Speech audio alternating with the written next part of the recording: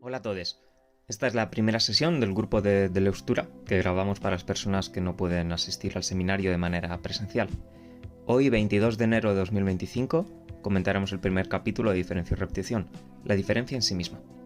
Alejandro hará un breve repaso del capítulo en su conjunto durante los primeros 15 minutos y a partir de ahí comenzará la discusión en grupo.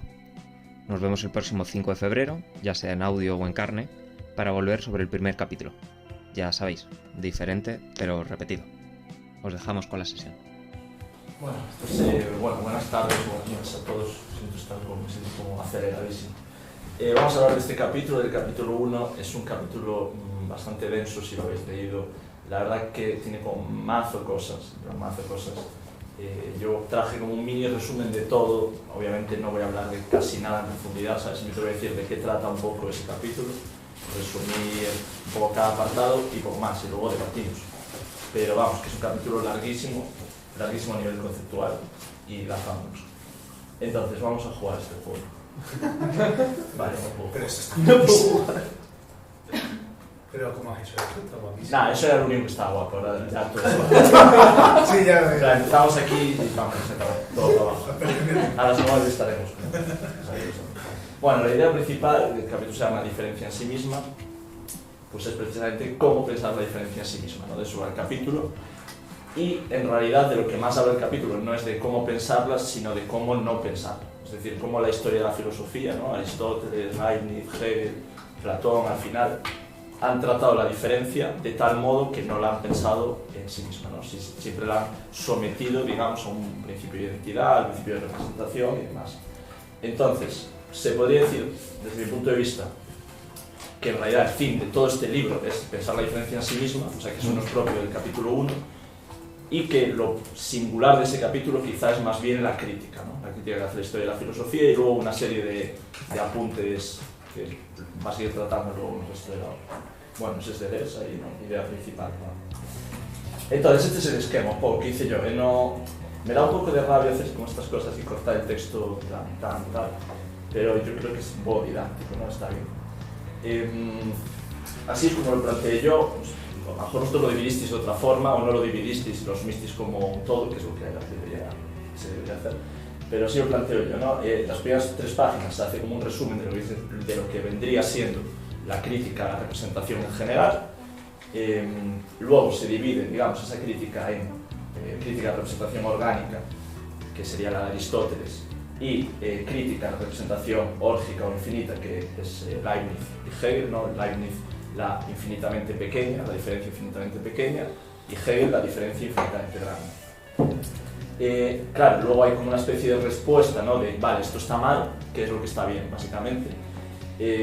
Como respuesta a Aristóteles, plantea lo de la univocidad del ser. Sabéis que Aristóteles es como el principal exponente de, al revés, de que el ser se dice en muchos sentidos, pues frente a eso les voy a decir que el ser se dice de un solo sentido. Y se puede decir que frente a la representación órgica o infinita plantea la idea del eterno retorno nietzscheano con su propia interpretación, que no es literalmente la de Nietzsche. Y al final estas dos respuestas en realidad son lo mismo, ¿no? Porque el eterno retorno es precisamente, digamos, lo que hace que solo vuelva lo mismo, ¿no? Que solo vuelva lo diferente y demás. O sea, no son dos cosas distintas la univocidad del ser y el eterno retorno, sino que se complementan o se fundamentan mutuamente. Ahí tenéis un poco las páginas, ¿no? De las que trata cada cosa. Y luego puse apéndice, entre comillas, porque luego la parte final del capítulo es una crítica a Platón, que muchos supongo que ya habéis leído, la que hay lógica del sentido, que es el primer apéndice, pues es un poco lo mismo. No creo que sea mucho más novedoso de la que aparece ahí. Y nada, lo puse ahí como apéndice, pero vamos, también se incluye en esa crítica a la representación y demás. Lo puse ahí porque me cuadra. Entonces, este es el esquema básico. Ahora lo que voy a hacer es tratar un poco cada punto. ¿Cuánto tiempo tengo? Como 15-20 minutos. Lo que quiera en realidad, 15-20 minutos. No, que hay que hablar. Vale, pues 15-20 calcule yo. Si ves que me voy pasando, me avisa. Y eso, voy a simplemente enseñar los puntos más importantes de cada cosa y ya. Vale. Entonces, crítica a la representación. Básicamente lo que se destaca es eso, ¿no? El cuadro de Grillete. Básicamente la representación. La representación lo que hace es lo que hace, ojo, esto es una cuestión importante. La filosofía tradicional, ¿no? Y la filosofía representativa, Platón, Aristóteles, Hegel, Leibniz, los que sean, no desprecian la diferencia, no la destruyen, no quieren que no exista, al revés, lo que quieren es controlarla, ¿no? Lo que quieren es decir, vale, aceptamos la diferencia, pero solo si la sometemos a nuestros principios. No es que no deba existir la diferencia y solo deba existir la identidad. Entonces, ¿cuál es esa forma de la representación que va a ser como un poco universal a todos los filósofos de la representación? Pues es esa, ¿no? La diferencia está subsumida bajo una identidad, es decir, la diferencia siempre tiene una identidad que sería la del concepto, ¿no? Una forma universal. Lo de la analogía hace, bueno, mejor, eso voy a dejarlo para el final mejor. Semejanza vendría a ser básicamente, una vez que tienes un concepto, ¿no? El concepto de mesa, la identidad de mesa, el siguiente principio es el de semejanza, en el sentido de que ahora todas las mesas empíricas, ¿no? Todas las mesas concretas, se van a evaluar desde su semejanza en torno a ese concepto universal. La oposición simplemente sería, vale, pues una vez que tienes el concepto de mesa, hay distintos conceptos, ¿no? Una cosa es una mesa, otra cosa es una silla, una cosa es una mesa redonda, otra cosa es una mesa blanca. Y la analogía básicamente hace alusión a las categorías. Es decir, para Aristóteles, ser se dice de muchas maneras, y no, esto es como una cuestión de, bueno, de la filosofía aristotélica. El ser para Aristóteles no es un género, es decir, no hay un ser universal que agrupe las distintas formas de ser, es decir, no hay el ser y a partir de ese ser están los accidentes y la esencia, sino que los accidentes y la esencia son ser de igual forma, ¿no? Es decir, hay una analogía respecto a un ser, pero no hay el ser unívoco, sino que el ser se puede decir, pues, del color, se puede decir del lugar, del espacio y de la esencia. La esencia tiene un sentido primero, pero no ontológicamente más fundamental. Esto es como un resumen, esto básicamente es una crítica a Aristóteles, pero nos sirve para entender lo que cito aquí, ¿no? Que básicamente lo que ha hecho la filosofía tradicional, la filosofía de la representación, es confundir la asignación de la diferencia en el concepto con el propio concepto de diferencia, ¿no? Y lo que quiere Deleuze es pensar la diferencia en sí misma, es decir, el concepto singular de diferencia, no subsumir la diferencia en el concepto. Bueno, esto es un poco, sigue con la crítica a Aristóteles. Básicamente lo que dice es que en Aristóteles hay dos tipos de diferencia, ¿no? La diferencia específica, que es, pues, los distintos conceptos, ¿no? Las distintas especies, y la diferencia genérica, que es la que os estaba comentando, ¿no? De las categorías, es decir, los géneros se diferencian entre sí, el lugar, el espacio, lo que os decía, ¿no? La sustancia. Y esa diferencia es distributiva en el sentido de que el ser se distribuye en las distintas categorías o los distintos predicados, y es jerárquica porque siempre el eidos tiene como cierta primacía, en el sentido de que cualquier cosa que esté en un sitio, cualquier cosa que esté en un lugar, o sea, cualquier categoría tiene que decirse siempre de una sustancia, mientras que la sustancia se puede decir de sí misma. Bueno, estas son cosas de Aristóteles. En resumen, la diferencia se somete a la representación, ¿no? Bajo la idea del concepto, la analogía en los géneros, la semejanza, bueno, está. ¿Cuál va a ser un poco la respuesta a esta cuestión? Tengo algo más. Aquí la respuesta va a ser la idea de la universalidad del ser. Ahí tienes la cita, ¿no? Ser se dice en un único y mismo sentido, pero aquello de lo cual se dice difiere. Es decir, para Deleuze, siguiendo a Duns Scoto, ser solo se dice de una manera. Ahora, ¿quiere decir que todas las cosas que están bajo ese ser son idénticas? No. Básicamente, ser se dice de una cosa, pero esa cosa precisamente es la diferencia. Por tanto, los modos de ser, ¿no? O los entes son siempre diferentes, pero son de la misma forma, ¿no? Son pura diferencia. Esto da lugar a lo que dice ahí, ¿no? Un espacio nómada y jerarquía que mide a los seres según su propio grado de potencia. Es decir, la jerarquía ya no es cuánto me parezco a este concepto, es decir, cuánto me parezco a la idea universal de ser humano, o cuánto me parezco a la idea universal de hombre, o la idea universal de filósofo, sino al revés, que es una jerarquía, digamos, horizontal, ¿no? De ahí el espacio nómada, y que selecciona o mide, esto va a tener que ver con el eterno retorno, cuántas de esas singularidades llegan hasta su máxima potencia. Es decir, no hay un límite absoluto para todos, sino que cada uno tenemos nuestros propios límites, y tú, digamos, por decirlo así, alcanzas tu máxima potencia si realizas tu singularidad, no si te realizas en base a un principio único.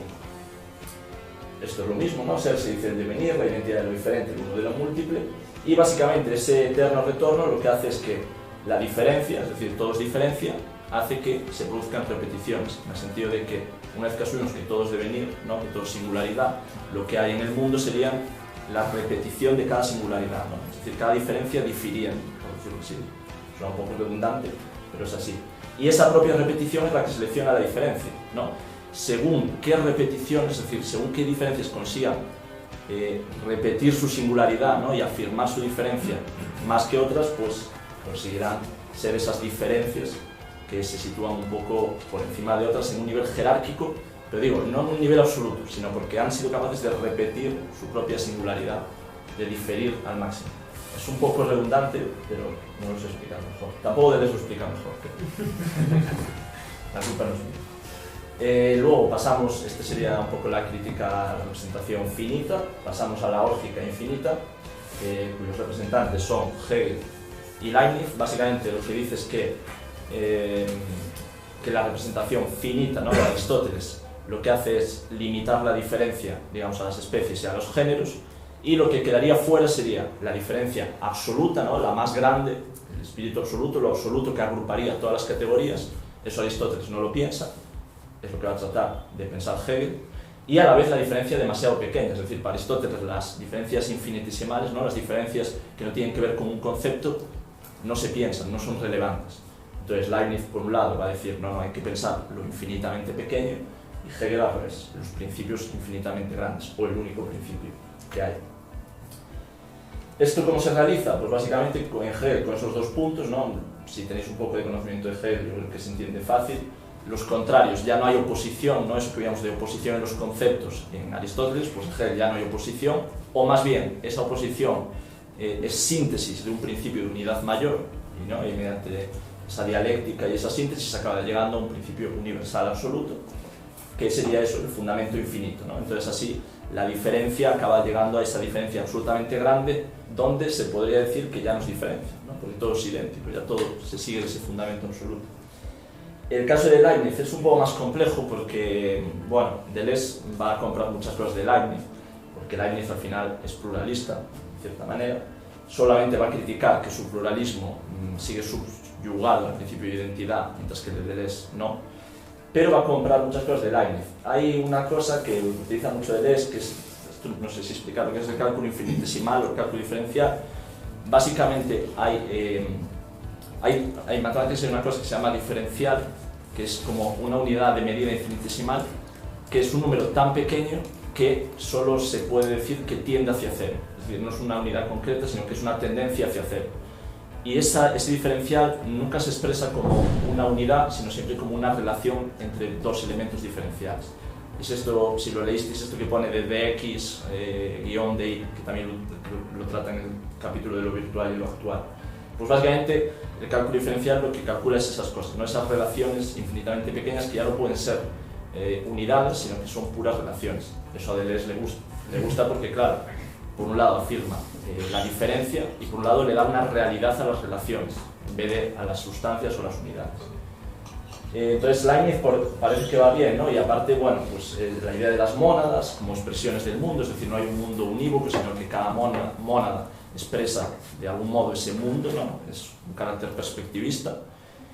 Y donde va a diferir Deleuze en los principios que guían esos mundos, es decir, para Leibniz, digamos que una vez que tenemos las mónadas, ¿no?, las distintas expresiones del mundo, hay un principio de convergencia, es decir, cada mónada puede componerse con otra siempre y cuando las dos expresiones del mundo no sean contradictorias, ¿no? Más o menos se entiende. Y si dos expresiones son incoherentes, es decir, si las dos se dan a la vez no tienen sentido, entonces son incomponibles, bueno, no sé, incomposibles, no sé. Claro. ¿Por qué hace Leibniz eso? Para decir que el mejor mundo posible es aquel donde más mundos se pueden componer, es decir, aquella mónada que es capaz de converger con más mónadas. Entonces, claro, al final lo que está reivindicando Leibniz es qué mundo es aquel que es más idéntico, es decir, aquel que puede reivindicar más la identidad o la convergencia de los distintos mundos, en vez de afirmar la diferencia entre ellos. Y luego está lo de Dios, ¿no? Claro, ¿cómo sabemos que nuestro mundo es el mejor mundo posible? Porque Dios es bondadoso, entonces Dios asegura que nuestro mundo es donde convergen el resto de mundos, o sea, donde hay más convergencia con el resto de mundos. Bueno, esa es la crítica que va a hacer Deleuze, es decir, que ahí sigues poniendo el principio de identidad antes que como fundamento, básicamente, como fundamento infinito y demás. Bueno, no sé, claro, pues la infinita... Sí, claro, este sería el resumen a modo de cita de Deleuze. que dice la representación infinita no se desprende del principio de identidad como presupuesto de la representación, la diferencia es el fondo, pero tan solo el fondo para la manifestación de lo idéntico, resumidas cuentas. Es decir, se piensa la diferencia, incluso la pequeña y la grande, pero se sigue subsumiendo en el principio de identidad. Luego pasamos, a partir de ahí, como una especie de respuesta a esto, pasamos a la idea del eterno retorno, que es bastante compleja, casi daría para un seminario entero sobre esto. Es mi tema de tesis, además, entonces lo tengo que reivindicar. Esto da por una tesis, básicamente su idea es que lo negativo, ¿no? Que siempre, por ejemplo, en G lo vemos muy claro, ¿no? Lo negativo es lo que hace avanzar, lo que hace crear, lo que hace sintetizar. Deleuze va a ir contra eso. Al revés, la diferencia está en el origen y la diferencia es solo afirmativa. Es decir, la diferencia solo es una singularidad que no necesita negar a nada. La negación viene después, pero primero hay una afirmación, ¿no? Y es esa afirmación de la singularidad, de la diferencia, del devenir, la que crea de algún modo el mundo. Hay dos tipos de sís, ¿no? Hay diferencia entre el sí del asno, esto es una cosa de Zaratustra, el sí del asno y el sí de Zaratustra, es decir, en Así habló Zaratustra hay como el asno que dice siempre que sí, ¿no? Que dice ia, que es como sí en alemán. Entonces, claro, dice, bueno, este también está diciendo que sí a todo, ¿no? También está afirmando, pero no, porque lo que hace el asno es básicamente afirmar para cargar, es decir, todo lo negativo, los valores supremos, todo lo que le mandan, dice que sí, es decir, lo carga como sí, carga. Entonces, de algún modo, ese sí conserva lo negativo, es decir, conserva esos valores divinos, esos valores supremos, eso de lo que nos queremos desprender, ¿no? Frente a ese sí habría el sí de Dionisio, de Zaratustra, que lo que haría no es decir que sí a todo, sino decir que sí a su diferencia, es decir, a su diferencia de su singularidad con lo demás. Entonces, lo supremo, las esencias, la identidad de hombre, la identidad de filósofo, todo eso no lo quiero, porque yo afirmo mi singularidad y mi distancia con eso. Entonces es un sí que no carga, sino que descarga, porque te liberas, ¿no? De todos esos principios universales, de todas esas cosas que te quieren como constreñir. Esas dos diferencias. Es decir, Deleuze reivindica mucho la afirmación y la diferencia, pero cuidado porque no es decir que sí a todo, ¿no? En plan, vete a misa mañana, sí, no. Es decir sí al revés, a la distancia con lo que no te pertenece, de algún modo, o con lo que no permite conjugar una multiplicidad interesante. Luego viene una cosa muy complicada, una cosa ciertamente compleja, que es lo del eterno retorno, selecciona la forma superior de todo lo que es. Esto tiene que ver con que básicamente, claro, si lo que se repite es solo la diferencia, no solo el devenir, lo que veíamos de la universalidad ontológica, precisamente lo que hay es un eterno retorno de eso, ¿no? De la diferencia, del devenir. ¿Qué pasa? Que entonces lo único que consigue pasar esa pura del eterno retorno es aquello que consigue repetirse, ¿no? Durante largo tiempo, es decir, aquello que consigue afirmar su diferencia y su singularidad sin verse subsumida por ninguna identidad. Por tanto, en ese sentido, digamos que el eterno retorno hace como una selección entre aquello que consigue llevarse a su forma suprema, ¿no? a su singularidad máxima, a su forma superior de todo lo que es, y lo que no, porque lo que no consigue afirmar su distancia, al final acaba subsumido, ¿no? En un universal, en una identidad, etc. Este sería un poco el resumen de esto, ¿no? Cada cosa debe ver su propia identidad sumida en la diferencia, ya que cada uno es más que una diferencia entre diferencias. Esto también es un tema, esto es un poco peligroso, porque entonces las diferencias que no nos gustan, ¿no? Como Netanyahu, por ejemplo, también es una diferencia entre diferencias. Lo dejo ahí, no hay un criterio que hay unas diferencias mejores que otras, ¿no? ¿Sabes? O asumimos todo en la singularidad y la diferencia. Lo dejo ahí. Ya vamos acabando, aquí ya se ven bien los colores, ¿no? En resumen, esto ya acaba. El eterno retorno excluye la coherencia del yo, del mundo y de Dios. Básicamente, ninguno de estos tres puntos es originario. El yo está ya siempre atravesado, ¿no? Hendido. La mítica frase de Rimbaud, que también utiliza Deleuze, de yo es otro, que no hay un yo que pueda actuar como posición originaria, sino que el yo ya es siempre algo pasivo, algo que está hecho. El mundo es una expresión que utiliza también, que es lo de caosmos, ¿no? El mundo ya no es algo idéntico, no es un cosmos, sino que está entremezclado por ese devenir, esa diferencia. Y por tanto el Dios de ese mundo y de ese yo, o sea, de un sujeto hendido y de un mundo caótico, ya no es el Dios como posición idéntica, sino el azar, ¿no? El azar, el devenir, ese sería el Dios de Deleuze. Por tanto, ya no es una coherencia en el sentido de que estos tres elementos estén sujetos a un principio de identidad, sino que al revés, son como fluctúan, no son multiplicidades.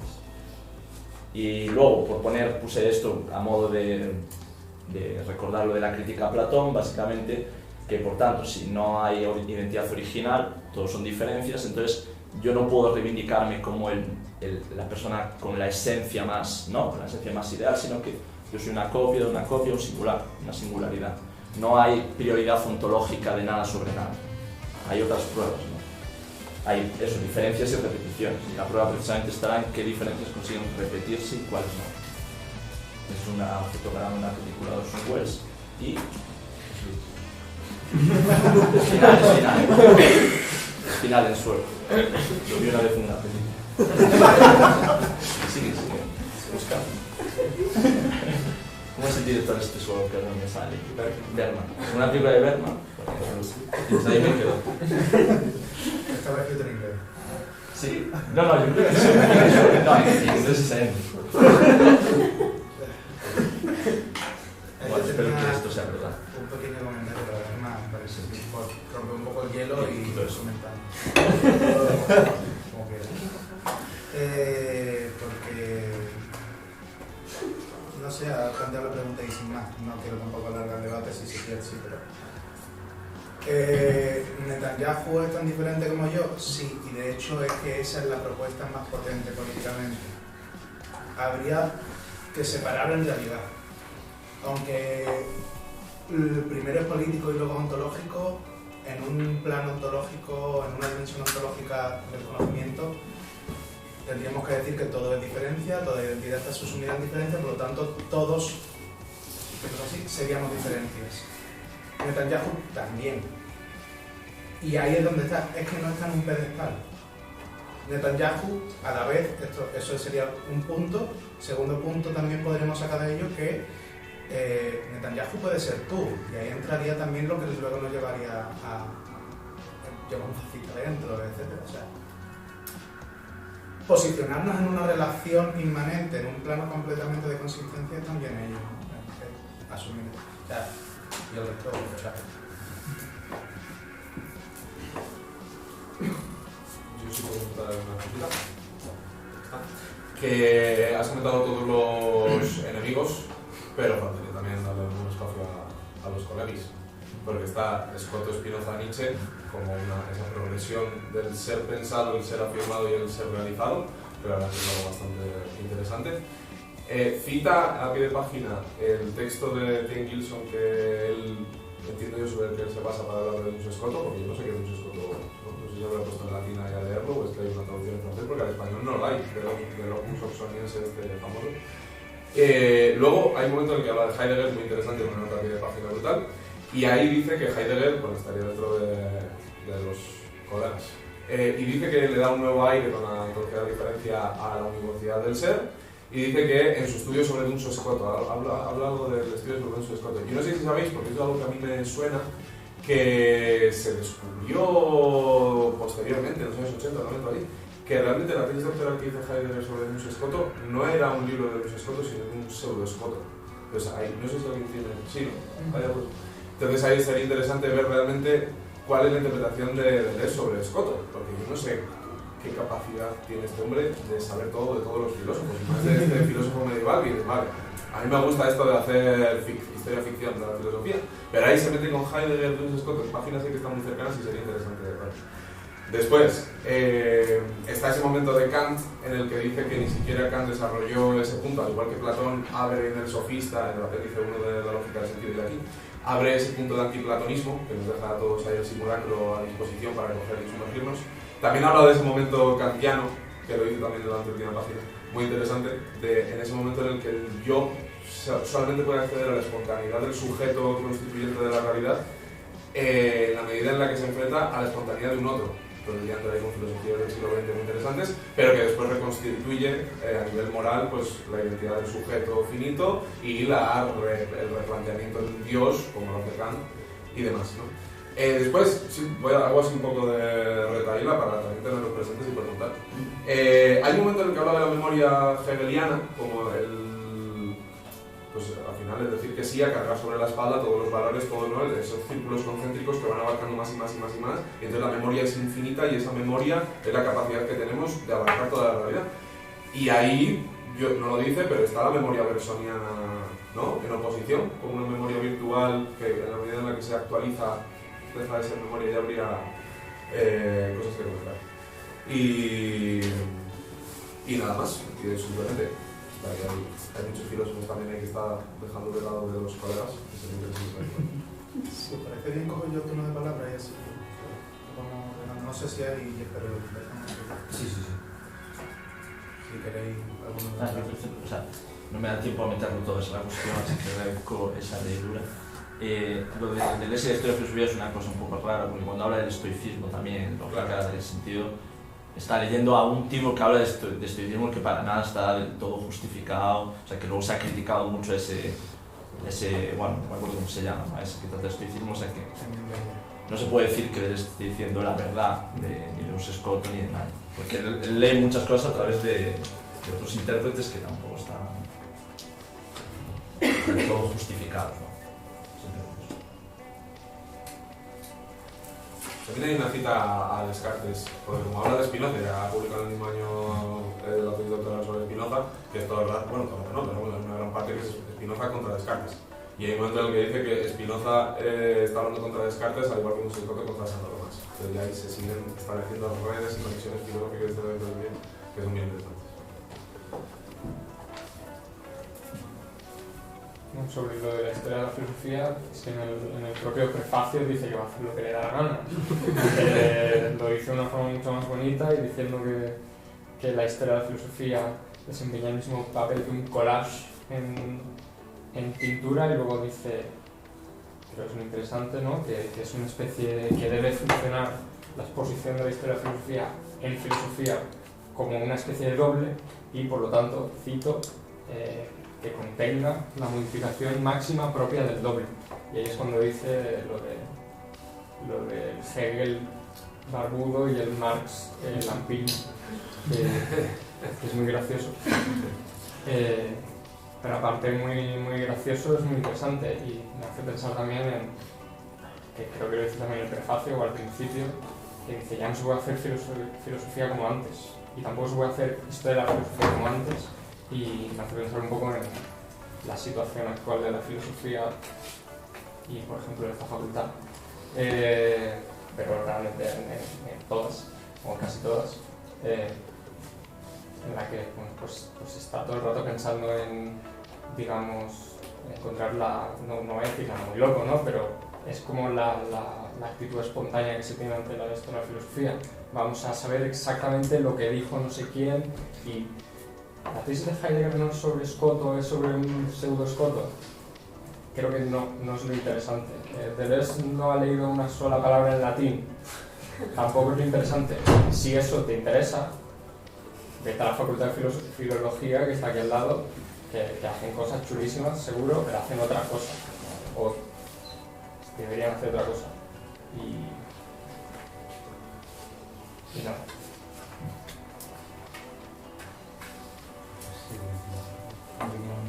Iba a decir los cosillos, en lo de un poquito de esto, Emile Reyes, de donde saca de Emile Reyes los escritos sobre los estoicos, que a su vez, como la tesis doctoral de Emile Reyes, como no llega a pulirlo mucho más, tiene eso y un apartado dentro de la historia de filosofía de Reyes.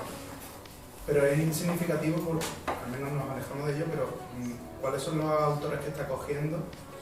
Y es que Emile Reyes escribe una historia de la filosofía que está en disputa con la historia de la filosofía de la época en Francia, que está Gilson, no sé cómo se pronuncia, que está haciendo una historia de la filosofía completamente sustancialista y esencialista, hipercatólica. Entonces es muy significativo de qué manera hay una apertura que coge a los estoicos porque le vino bien y luego lo repite y lo repite y lo retrae de nuevo, pero como que nos da un poco también de qué manera está escogiendo sus coordenadas de partida.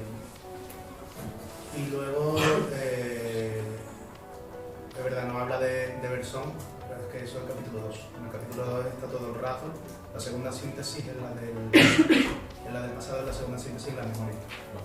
Entonces va a estar dándole vueltas el cono de la temporalidad de Bergson. Yo por seguir un poquito también de la cuestión de amigos y enemigos,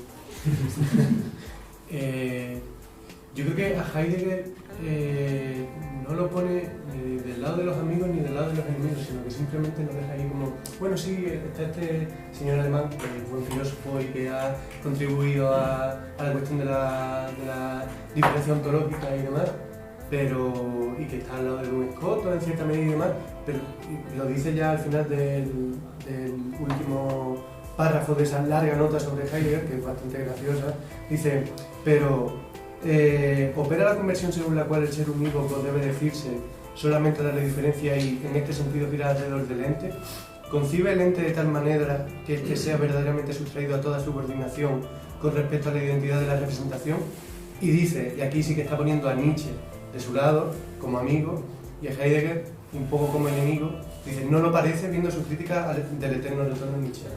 Entonces yo creo que simplemente como, bueno, sí, está este autor que ha contribuido mucho, a mí no me supone ningún problema para continuar con esta tesis y demás, pero es muy interesante, sí, por eso. La conexión Heidegger y Deleuze, sobre todo con esta nota, pero además es una nota que es muy larga, pero que ya después no tiene ninguna más importancia de diferenciación. Es el primer filósofo que cita en el prefacio, en la primera página, dice ¿qué justifica que hablemos de la diferencia? Pues que hay unas tendencias, que una es el arte contemporáneo y la nueva literatura, etcétera, que es casi más interesante que la historia de la filosofía, y Heidegger, este filósofo que lleva aquí, y luego en el curso, no sé si en el curso sobre Foucault o en el libro sobre Foucault, que dice, creo que en la primera página también así, que los dos filósofos que más han transformado la imagen del pensamiento del siglo XX son Foucault y Heidegger. Entonces siempre le mantiene ahí en esa tensión de... Sí. Lo interesante también, por retomar un poco el primer momento de Sebas, pero también vale con amigos y enemigos, porque al final es una, aquí intentando estirar el chicle, es un poco una obra de teatro. Todo el primer capítulo, al menos, o la introducción y el primer capítulo, ya he sido un poco pesado con este tema en anteriores sesiones, pero ahora tengo fundamentos porque también he pesado Deleuze con la imagen de la máscara, ¿no? O sea, una historia de filosofía como doble, o de hecho lo dice él en un momento, ¿no? Dice, el verdadero sujeto de la repetición es la máscara. O sea, la idea es que me da igual cómo presente a cualquier autor, o cómo fuera ese autor, o que escribiera ese autor. Lo importante es cómo lo voy a presentar ahora, porque mi intención no es representarlo, mi intención no es volver a traer a la palestra lo que dijera este sujeto, sino lo que interesante es encontrar esa diferencia e intentar no mediarla, no subsumirla a un principio. Entonces yo creo que por eso es súper interesante la imagen de la máscara y toda la voz teatral que hay por ahora hasta la 119, es lo que he podido leer. Hay todo el rato un tono, es un imaginario también, es un tratado de estética, es un intento por pensar la diferencia, como hemos dicho, ¿no? Como lo hemos introducido, pero no mediarla, una diferencia que no esté ninguna diferencia, gente que sepa más me corregirá, una diferencia de algún u otro modo inmanente, que no necesite de ser mediada por nada. Yo creo que ese es el punto también interesante de amigos y enemigos y de cómo Deleuze hace historia de la filosofía, que es un poco al final freestyle, o sea, es lo que a mí me apetezca, lo que yo he leído, lo que he encontrado y lo que voy a proponer, porque efectivamente todo es simulacro, o sea, es que la imagen de la máscara y la nueva postilla que se le hace a Platón es que se ve desde el principio ya, desde el primer momento del prefacio, de que estamos hablando de simulacros, estamos hablando de máscaras sobre máscaras sobre máscaras que no tienen nada de fundamento en el fondo, y por eso es tan interesante también la pregunta con la que cerraba Alex de si nuestro sujeto, si Netanyahu es una diferencia o no.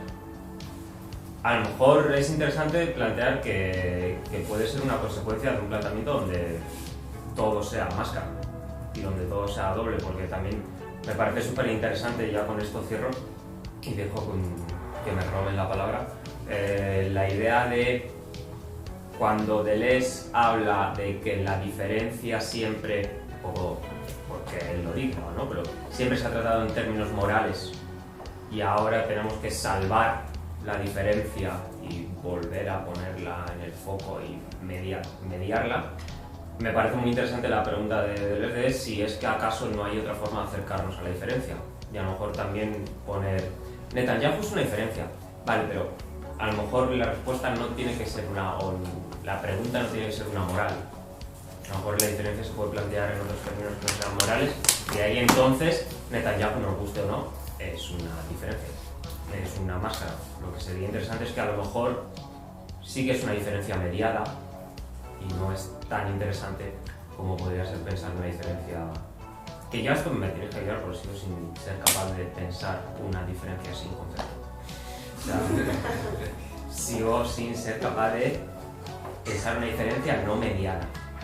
O sea, entiendo que la imagen, el palabra inmanencia, sé lo que significa, pero no soy capaz de pensar una diferencia que no esté mediada por X o que no esté representada. Que al final también un poco derivas, sobre todo más contemporáneas, ¿no? De política de identidad, que la idea es hacer que se vea la diferencia, literalmente representar la diferencia.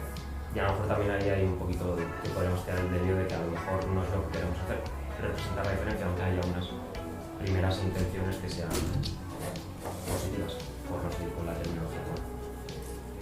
Yo te dije también, no tienes que pensar en la diferencia sin concepto. O sea, no, creo que no se puede pensar, es decir, esto es como lo de lo virtual y lo actual. Tú nunca puedes estar en el mundo virtual de Deleuze, siempre estar en el mundo actual. Ahora, lo que tienes que pensar no es una diferencia sin identidad, sino al revés, pensar que toda identidad viene de una diferencia. Pero tú nunca vas a llegar a un momento genético donde soy puro caos. Ya todo está, tú ya estás en el mundo actual. Simplemente tienes que entender que todo lo que ves en el mundo actual, conceptos, identidades, cualquier cosa, tiene un carácter siempre derivado, no es un principio segundo. Entonces siempre entender eso, ¿no? que esto no es original, que esto está en devenir, que esto cambia, pero nunca te las puedes instalar en el devenir absoluto, ¿sabes? Simplemente es al revés, entender como que cualquier concepto que pienses tiene ya un origen genético diferencial, ¿sabes? Precisamente tenemos que pensar de dónde se deriva cada concepto, pero no llegar a un mundo donde haya pura virtualidad, porque eso no existe. O sea, siempre ver el carácter diferencial, el carácter múltiple de cada concepto, de cada identidad, o el carácter virtual de cada objeto actual. Pero vives en este mundo, ¿sabes? Vives en el presente, ¿no? O qué podemos, por ejemplo, en el presente, en la cuestión del tiempo, qué es lo que nos va a abrir un porvenir nuevo. Pero tú nunca vas a estar en ese porvenir, porque ese porvenir, si es porvenir nuevo, es porque nunca es porque siempre está por llegar, ¿no? El pueblo porvenir. Tú siempre vas a estar en el presente, siempre vas a estar en las identidades. Ahora tienes que pensar eso, ¿sabes? Esas identidades siempre como derivadas, ¿no?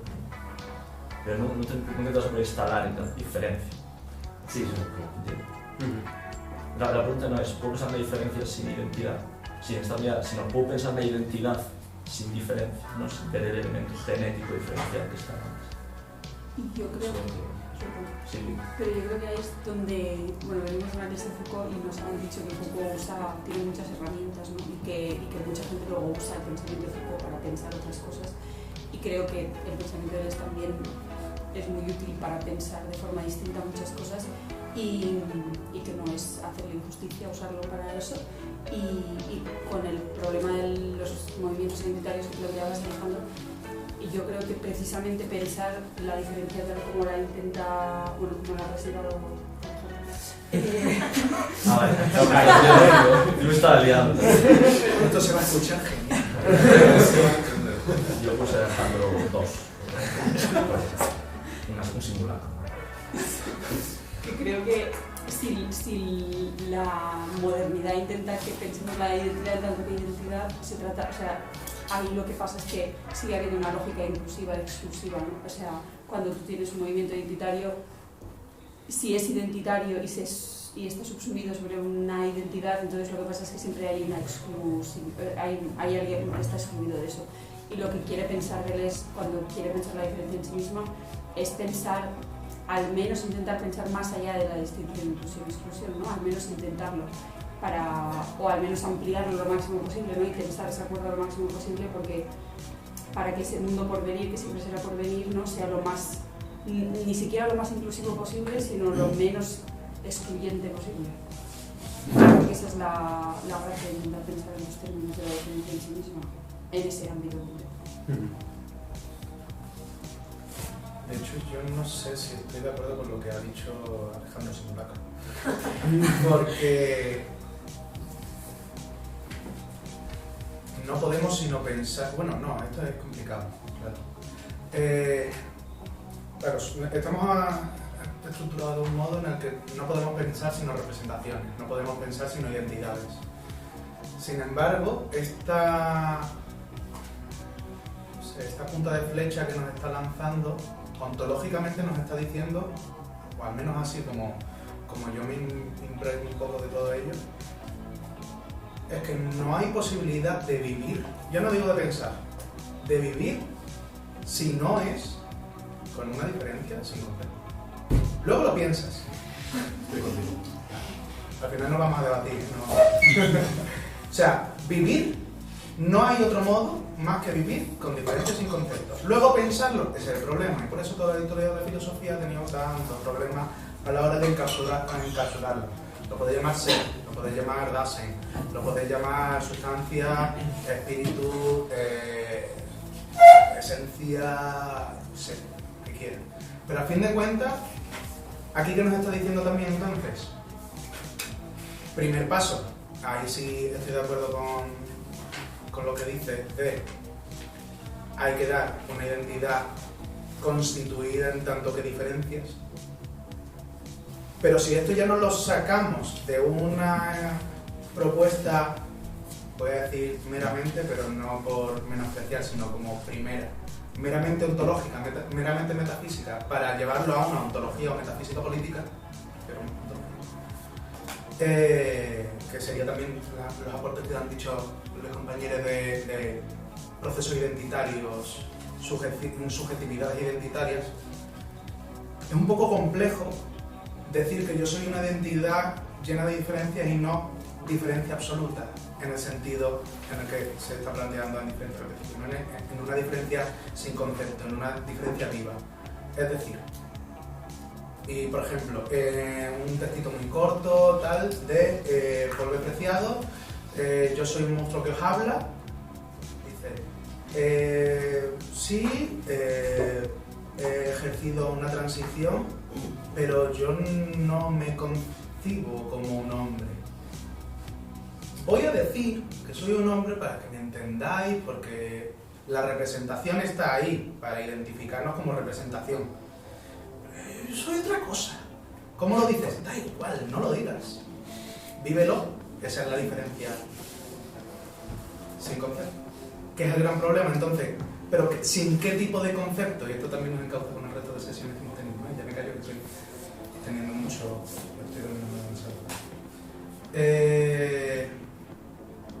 ¿Sin qué tipo de concepto? Si hablamos de un concepto dominador, por supuesto, pero él, al menos como yo creo que lo está diciendo, es una diferencia sin concepto, es decir,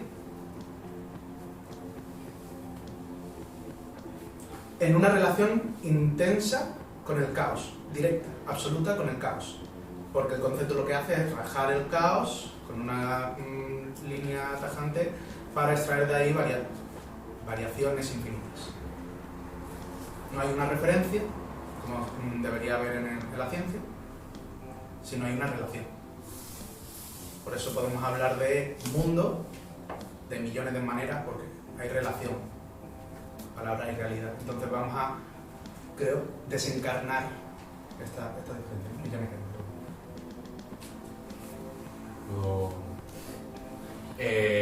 Yo niego violentamente la tesis de que no podemos instalarnos en base a que ya vivimos instalados en ello, y si acaso cuando nos ponemos a pensar nos desinstalamos por ese mal hábito que tenemos de darle vueltas, ¿no? O sea, de conceptualizar a nivel aristotélico, etcétera, todo lo que hemos vivido en esta sección. Y como muestra un botón, el libro de los datos inmediatos de la conciencia de Bergson es una exploración cómo valen otras tantas drogas a disposición del consumidor o cómo vale cualquier cosa. De hecho, no sé en qué texto es, entiendo que es en 1000 mesetas, que dice Deleuze y Guattari que traen un poco, yo entiendo, ese momento en el que se rompe el objeto de Heidegger, que es el momento en el que te encuentras con el objeto, pues el momento en el que el lector de un libro deja de leer para reflexionar es el momento en el que de repente cortas y de repente se corta y dices, ¿qué ha pasado antes? O sea, ¿qué es lo que había antes de ese momento de corte? Pues eso es la diferencia. La diferencia es la simple lectura de un libro, el simple paseo, el simple lo que sea. O sea, quiero decir, creo que vivimos instalados en eso. Y si puedo decir una cosa más, respecto a lo del teatro, a mí me llama mucho la atención que efectivamente se está hablando de teatro y de máscara y se está utilizando ese tipo de campo semántico, pero luego en el antidipo, desde el principio dice, a mierda el teatro, se acabaron las máscaras, y de hecho coge también y dice, y a tomar por culo la expresión, cambiamos el paradigma de la expresión por el paradigma de la producción. Y dice, pues es que vengo de leer tu tesis doctoral en la que decía que todo consistía en la expresión, porque ahora me dices que la expresión no es la producción. Y lo que dice del teatro, lo que yo entiendo, y lo digo sin saber porque es una idea así un poco reciente, lo que entiendo que dice es que el esquema del teatro está copado por la interpretación psicoanalítica. Y que al final es el psicoanálisis el que establece ese modelo en el que hay una representación, etc. Y por eso va tan a saco contra ello al principio de la película. Yo creo que también ahí es un intento ya por superar el teatro, no por superarlo, sino por llevar las máscaras del teatro griego clásico a sus últimas consecuencias. Creo que es el principio de este capítulo, cuando habla de que precisamente la máscara como sujeto de la repetición, es decir, la máscara como diferencia sin concepto, es lo que lleva a cabo Artaud con el teatro de la crueldad. Precisamente ese momento donde tu praxis teatral no llega a ser representado. O sea, no se puede representar. Yo entiendo que la máscara, de hecho, y es una imagen que vuelve a todo el pensamiento postestructuralista, la máscara deja de expresar llegado a cierto momento y empieza a producir empieza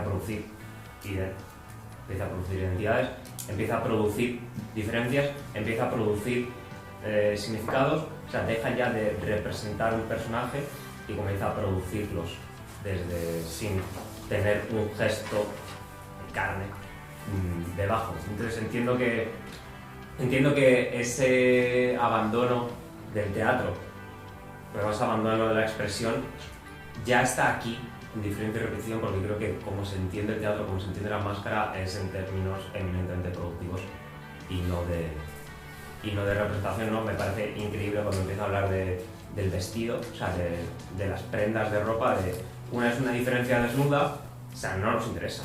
Nos interesa la diferencia, nos interesa la diferencia que está continuamente vistiéndose. Porque en ese vestirse es donde se repite esa diferencia constantemente. Una diferencia desnuda sería intentar encontrar un principio originario y no nos interesa, ¿no? O sea, por eso también la lógica de la máscara, la 101, pero bueno, es una frase muy corta, lo de que hay que mostrar la diferencia difiriendo.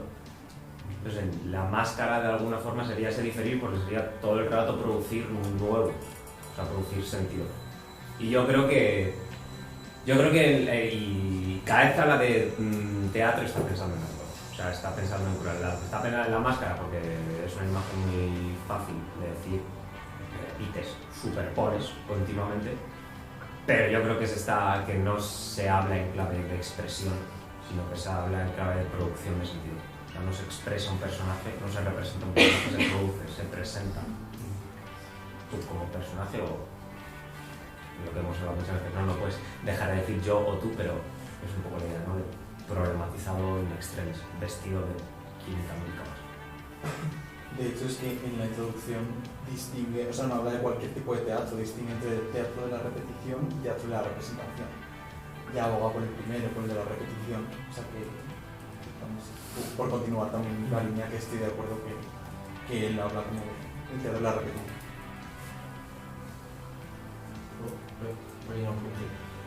Tampoco quiero como hablar.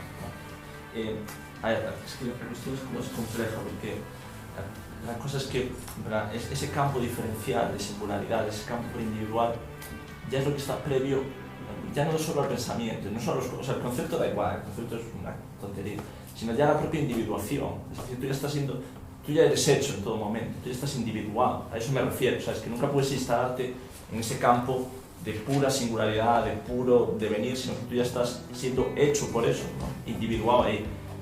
Luego, más o menos, puede haber cierta tendencia cuando habla, creo que si mis mesetas, de devenir imperceptible, va por ahí, ¿sabes? De qué modo podemos devenir nada presente, sino devenir uno con esa pura virtualidad. Pero no diría que es algo en lo que estamos ya instalados, porque si no, no haría falta devenir imperceptible. Si ya somos imperceptibles, no sé, ya somos pura diferencia. Al revés, lo que estamos es siempre siendo individuados, siempre hechos, ¿no? Nunca estamos en ese campo puro de multiplicidades, porque es imposible estar en el puro caos. Y en Bersón, bueno, Bersón, claro, pasa lo mismo con la intuición, por ejemplo, ¿no? La intuición sería el modo de instalarnos en esa pura duración, pero no es algo en lo que ya estemos porque sí, sino que necesitamos hacer ciertos procesos. Pero nada, simplemente ese punto. O sea, que yo no digo, o sea, el concepto da igual, sino que es algo ya mucho más profundo, en el sentido de que la individuación ya se produce constantemente. No hay un momento donde no haya individuación, no hay un momento donde lo virtual, la diferencia, no esté generando ya cosas. Luego, claro, lo que decís vosotros, luego en el pensamiento, pues habrá que ver cómo lo hacemos. Pero, ¿sabes? En el momento que tú ya eres algo, ya no eres puro caos. En el momento que ya tus órganos, de ahí también el cuerpo sin órganos, ¿no? En el momento que tus órganos operan, ya estás, quieras o no, ¿sabes? Estás siendo algo. Luego veremos de qué modo podemos, una vez que sabemos que hay un cuerpo sin órganos antes de nuestro cuerpo organizado, de qué modo podemos pensar, ¿no? En esa multiplicidad. Pero, no sé, ¿sabes? Lo pienso así. Tú nunca estás sin órganos, a eso me refiero. O tú nunca no estás individuado. Eso no quiere decir que no haya formas de, por ejemplo, hacer política o de pensar que estén más acorde con esa idea de desorganización, de caos, de devenir, frente a otras, como pues la de Netanyahu, que apuestan por una identidad, somos judíos y queremos. Eso sí que se puede dar, pero siempre estamos como órganos, desgraciadamente. Y lo que importante es saber que detrás de los órganos hay un cuerpo sin órganos, o que detrás de mi individuación hay un campo preindividual, ¿no?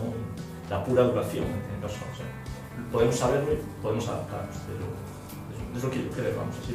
Pero es un tema que, bueno, se discute también mucho, bastante en la biografía secundaria.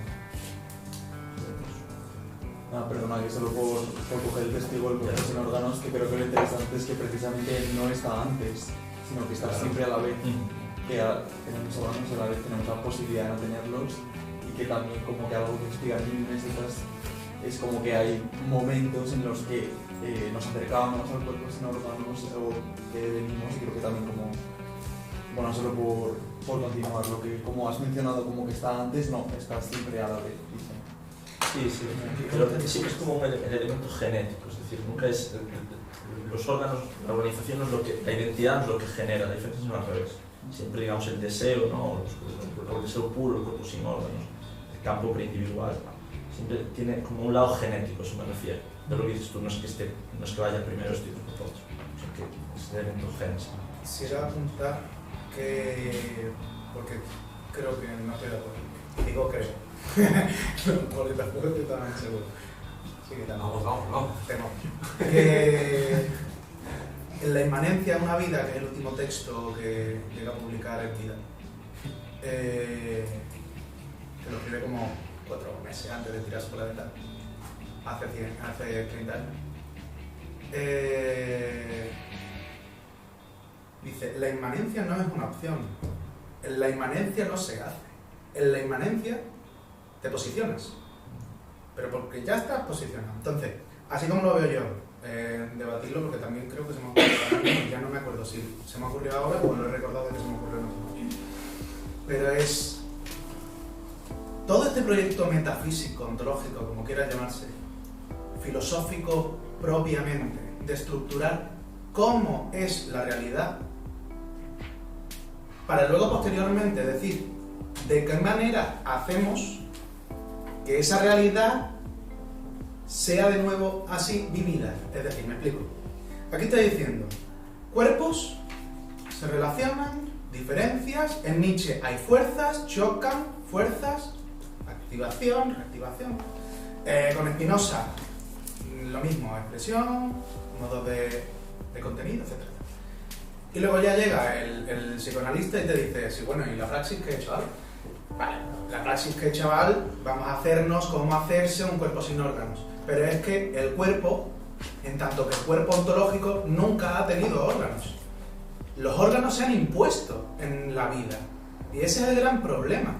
Que la organización se imponga en la vida conlleva de suyo una centralización de la muerte, una centralización de más allá de la vida, una centralización de valores absolutos, de trascendencia, de sustancialización, en tanto que dar por hecho que hay una individuación previa, una noche del mundo, un sistema prelingüístico. Ya no hay un primer choque de las fuerzas. Siempre han habido choques.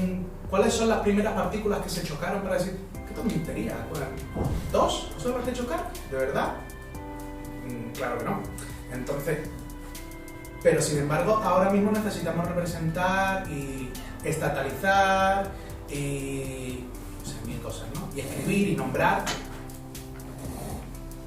¿Cómo nos deshacemos de esa necesidad imperante que imponemos en la vida, que de suyo no es la vida?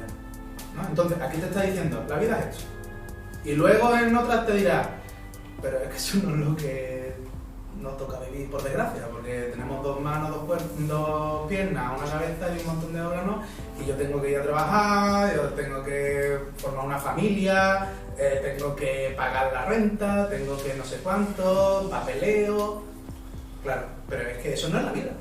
Entonces, aquí es tan complejo el sistema de la metafísica porque te está diciendo verdaderamente todos los errores que se están comprendiendo desde la metafísica que han originado los sistemas estatalistas en los que nos vemos abocados de negación de la vida, de aprobación de la muerte, de fascismo. Entonces, que creo que tampoco estamos tan separados, pero es como, en sentido filosófico, ya estamos en una multiplicidad absoluta. Ya estamos en una diferencia sin concepto. El problema es que hay que tilparle el concepto porque se lo hemos puesto. ¿Sabes?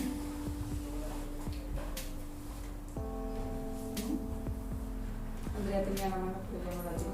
Bueno, vamos si la tiene.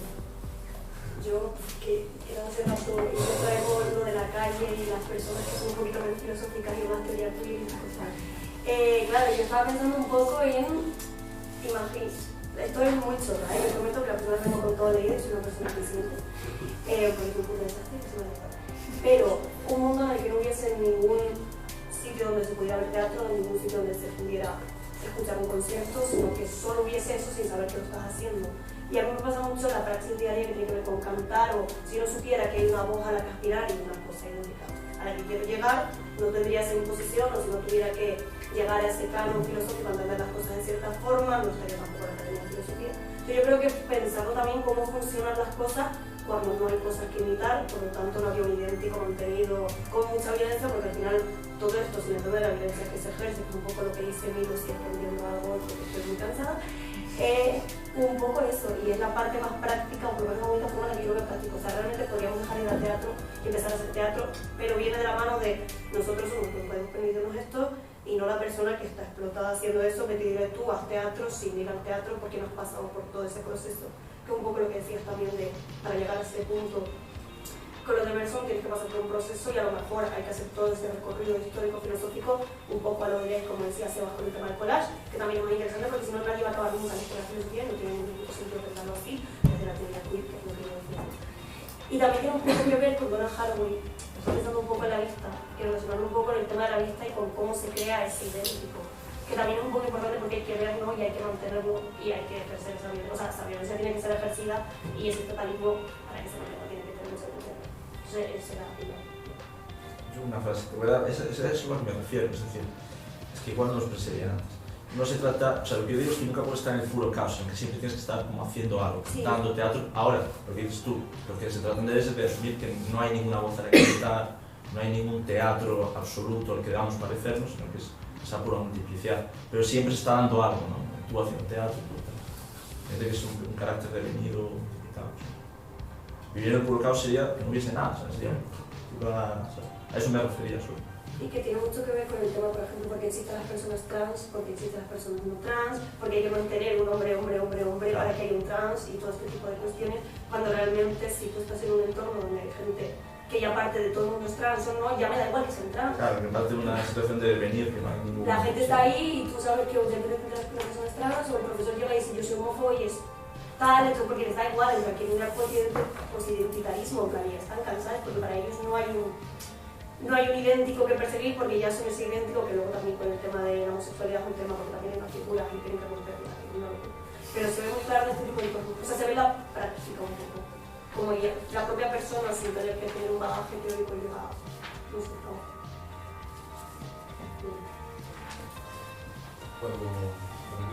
Respecto al vivir en el caos, a mí es que este me parece uno de los temas más interesantes, ya no solo en Deleuze, sino en la filosofía en general. Pues gracias a que Deleuze también ha escrito un libro, que es la filosofía, en el que trata el caos, con muchísimas páginas de por medio, él habla del caosmos. Entonces habla del caos, no se puede vivir en el caos, pero sí que hay planos de consistencia en el que el caos toma forma de caosmos. Y estos planos de consistencia pueden revertir verticales en una lógica autoritaria, despótica, fascista, o podemos vivir en ellos sin... No, quiero decir, de hecho es que ya vivimos en ello. Y uno es el arte. Y el arte produce afectos, y estamos continuamente produciendo afectos. Si no produces esos afectos en un concierto, es que, quiero decir, eso es la vivencia de la diferencia. Yo, al menos así lo veo. ¿No? ¿Por qué? ¿En qué? Que no te va a gustar. Ahí hemos venido. Es como porque se estudia filosofía por el grado de especialización que hay, o sea, porque son entornos súper controlados donde puedes mantener un idéntico muy claro. O sea, que gente va a ese concierto y que gente lo disfruta y por qué lo disfruta y desde dónde lo disfruta. O sea, de verdad, es como vas a la ópera y sientes, realmente la gente siente la ópera a día de hoy, máximo. ¿En qué obra de teatro estás realmente? De verdad que no sé si me sirve con mi argumento, pero creo que hay tantos condicionantes. El conocimiento situado, entender las personas que van y desde dónde van, que no puedes llegar a vivirnos sin esa mediación que estamos intentando. O sea, realmente tendrías que ir al teatro sin saber que estás yendo al teatro. O sea, ahora mismo yo estaba pensando, tremenda performance más chula. O sea, a lo mejor dejo la filosofía y no puedo leer nunca ningún libro, pero vengo a estos sitios y escucho a gente. Pero si yo pudiera hacer ese ejercicio, o sea, no estoy diciendo que pueda, tampoco soy. Pero si yo pudiera hacer eso a lo mejor sería más teatro que ir al marino. Pero sigo, perdón. No, yo no tengo más que decir, simplemente que nos situamos en territorios muy distintos. O sea, yo todo lo que acabo de decir al contrario, y ahí es donde creo que la gente incluso vive, hasta el burgués de mierda que... Sí, o sea, están ahí, viviendo de creo. O eso que ya. Pero es que vive de un modo muy concreto. Claro, sí. Es que yo creo que tampoco están diciendo cosas. Y también, y solamente acabo con esto, el que hay individuación, pero la individuación es un proceso. No hay la frase típica de Deleuze, no hay sujetos, hay procesos de subjetivación. Hay procesos de individuación, pero a mí no me jodas, que yo no estoy individuado. No me individúes. Porque ese no es el problema, ya no es individual. Es que tu individualidad es como algo originario, esencial. Es como una obra de teatro. Mira, ahora estoy individuado así, ahora se me va a programar así, igual mañana. Se insulto, por ejemplo. Entonces, eso lo situamos. Claro, yo justo iba a traer una minutita, pero por también seguir con el hilo de Andrea. Yo creo que ese es el objetivo. El objetivo no es, porque me repito también un poco, no es pensar en soluciones, sino pensar en problemas. O sea, ahí tienes el problema de cómo la gente opera en círculos de filosofía, por ejemplo. Pero eso no quita que te cargues la filosofía, porque eso, o sea, ese planteamiento llega a cargarte toda experiencia. Porque según lo que yo te he entendido, no puede haber una experiencia no mediada. No porque recojo, o sea, yo estoy con él. No puedo decir Pero que tú eres un campo de batalla, por favor. Esto no es un partido de fútbol. Es que empezar desde algún sitio, o sea, yo cada vez que me pongo algún Sí, sitio, me sí, no, siempre me pongo, tengo que empezar desde desde, sitio, pero empezar desde algún sitio no implica dejar de ir al teatro. A lo mejor implica montar una obra de teatro con tus amigos. Sí, pero eso Y no no. volver nunca más a teatro. ¿Qué sé? No lo sé. Pero ¿por qué no? O sea, yo lo que quería traer es, dice, hay que mostrar la diferencia difiriendo. Se sabe que la obra de arte moderna tiende a realizar estas condiciones. Se convierte en este caso en un verdadero teatro, hecho de metamorfosis y de permutaciones. Teatro sin nada fijo o laberinto sin hilo. Ariadna se ha ahorcado. La obra de arte abandona el campo de la representación para convertirse en experiencia, empirismo trascendental o ciencia de lo sensible. O sea, no puedes abandonar, o sea, de hecho, si vas buscando la experiencia es como un poco el objetivo, ¿no? O sea, la identidad se puede aniquilar y pasar a la experiencia, se puede buscar un verdadero teatro, se puede, verdadero, bueno, sí, somos aquí, Te quiero decir que no creo que el problema que tengamos ahora implique abandonar la experiencia sensible. Pero esto tiene mucho que ver con el caos y el orden de que el mundo está muy ordenado.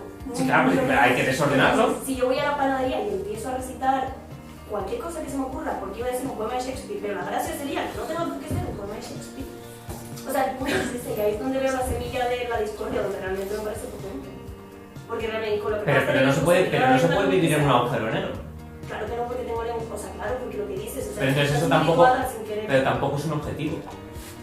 El ir a una panadería y recitar un poema en un idioma que no existe. Pero esto es una cuestión de ampliación.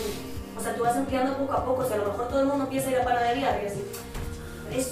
O sea, obviamente me pongo a pensar en la pobre señora que trabaja 8 horas al día, 12 horas al día y tiene 3 hijos y no puede. Pero si lo piensas en términos de gente que puede permitirse ampliar ese margen, es como yo puedo venir mañana vestida de dinosaurio y vas ampliando el margen. O sea, es ridículo. O sea, es pensar los diagramas, el dice con él, para que los pintores introduzcan un punto de azar y luego eso. Pues la verdad, conseguir lo del teatro, y abrir un poquito más la disputa. Es interesante porque, claro, por aterrizar un ejemplo, ¿no? Cuando uno va al teatro, yo que sé, a una obra de teatro y son elementos estructurales que ordenan la vida desde luego. Ahora bien, y creo que esto es lo interesante también en diferencia y repetición, cuando hay un momento en que Deleuze dice, bueno, estructura y génesis no tienen por qué ser contrarios. Y precisamente, porque y dice, el problema que ha habido con el estructuralismo, al pensar que las estructuras están cerradas y que todo esto, claro, cuando yo voy al teatro ya está cerrado y hay una representación, que Deleuze lucha con eso desde luego, porque el teatro no deja de estar dentro de ahí, en tanto que es un ocio burgués, y eso también cae dentro del psicoanálisis y en toda la disputa en el antiedipo. Pero a lo que digo precisamente, que es verdad que el problema del estructuralismo es que ha pensado una génesis estática, y que se ha dado una génesis, y que ha ordenado la estructura, y que ya esa estructura está cerrada y no permite nada nuevo. Pero claro, a lo mejor la no contrariedad entre estructura y génesis se da porque hay una génesis dinámica. Y precisamente ahí entra el teatro de la crueldad o el teatro de las multiplicidades. Y me voy bastante más para adelante al libro, pero creo que es interesante traerlo. En la página 291 habla del teatro de las multiplicidades. Y dice, teatro de las multiplicidades, que se opone en todos los aspectos al teatro de la representación, que ya no deja subsistir la identidad de una cosa representada, ni de un autor, ni de un espectador, ni de un personaje sobre la escena, ni tampoco ninguna representación que pueda ser objeto de un reconocimiento final o de una recapitulación del saber a través de las peripecias de una pieza, sino tan solo un teatro de problemas y de preguntas siempre abiertas, que arrastran al espectador, a la escena y a los personajes en el movimiento real de un aprendizaje de todo el inconsciente, cuyos últimos elementos son una vez más los problemas mismos. Y entonces a mí me gustaría plantear hasta qué punto uno puede ir al teatro y entrar dentro de estos elementos estructurales ordenados y que subrepresentativamente, como dice Deleuze, que ya ello produzca afectos sin que haya una mediación. Y eso es lo interesante. ¿De qué forma se puede desubjetivar el teatro burgués para convertirlo en un teatro de la multiplicidad y que Shakespeare se convierta en un teatro de la multiplicidad, por ejemplo? Yo iba un poco por ahí, o sea, la idea es lo que hemos hablado un poco antes, ¿no? O sea, no es abolir de ninguna manera la diferencia, es hacer que irrumpa, porque esta gente la tiene muy controlada. En Shakespeare puedes entenderla, y otros autores no, pero puedes entender que en Shakespeare la diferencia está muy controlada, o que el teatro es muy estructural, muy concreto, muy rígido, y sin embargo, depende de tu acercamiento a él, puedes hacerlo disruptivo, o sea, puedes derruirlo, volverlo a componer en piezas, puedes hacer lo que quieras con él. Y bueno, ejemplos de postdramas no nos faltan, o sea, hay un ejercicio en el postteatro de intentar ir más allá de lo que se ha entendido como teatro y como estructuras fijas, que no tiene por qué ser abandonar estas experiencias sensibles, sino hacerlas estallar en multiplicidades, que se puede hacer y que no es... O sea, que no está en ese... Es lo que hemos dicho, o sea, la identidad no precede a la diferencia, es siempre diferencia. Otra cosa es que luego haya devenido en esto, pero tú puedes hacer que devenga otra cosa. El propio texto de teatro de Hamlet, lo que sea. O sea, por eso chocaba un poco, porque no creo que la cuestión sea abandonar el lenguaje articulado. Porque no se puede... Pero he dicho que es lo único a lo que se podría atender. Porque lo contrario es no llegar hasta donde hay que llegar. Todos los cines y todas las salas de conciertos. Es muy diferente esa afirmación que la... A ver, ¿qué? Que no estamos cerrar todos los teatros. ¿Pero por qué quieres cerrar todos los teatros? Porque puede haber Sí, una... puede haber experiencias múltiples teatrales, dramáticas. O sea, me ha gustado lo que he dicho, pero mi punto es otro. Y a lo que me refiero es que es mucho más fácil acceder a esa diferencia, es mucho más fácil pensarlo desde aquí. Digo que es mucho más fácil pensarlo desde aquí. Pero Yo estoy diciendo, sí. claro, pero es que no lo hacemos. O sea, ¿me entiendes? O sea, al final para mí este pensamiento problema tiene que venir de la mano de probar a hacer estas cosas para ver si realmente hace que la vida, eso sea la vida, porque a lo mejor hay gente que se dice, eso no es la vida para mí, porque me han educado tanto, y siento una incomodidad tan grande y el malestar está tan educado, y estoy tan ordenada que es imposible. Pues ese es el punto. Es que yo creo que ahí está la tensión y la disonancia. Sí, claro, eso tiene que ser que seas capaz de desordenarte.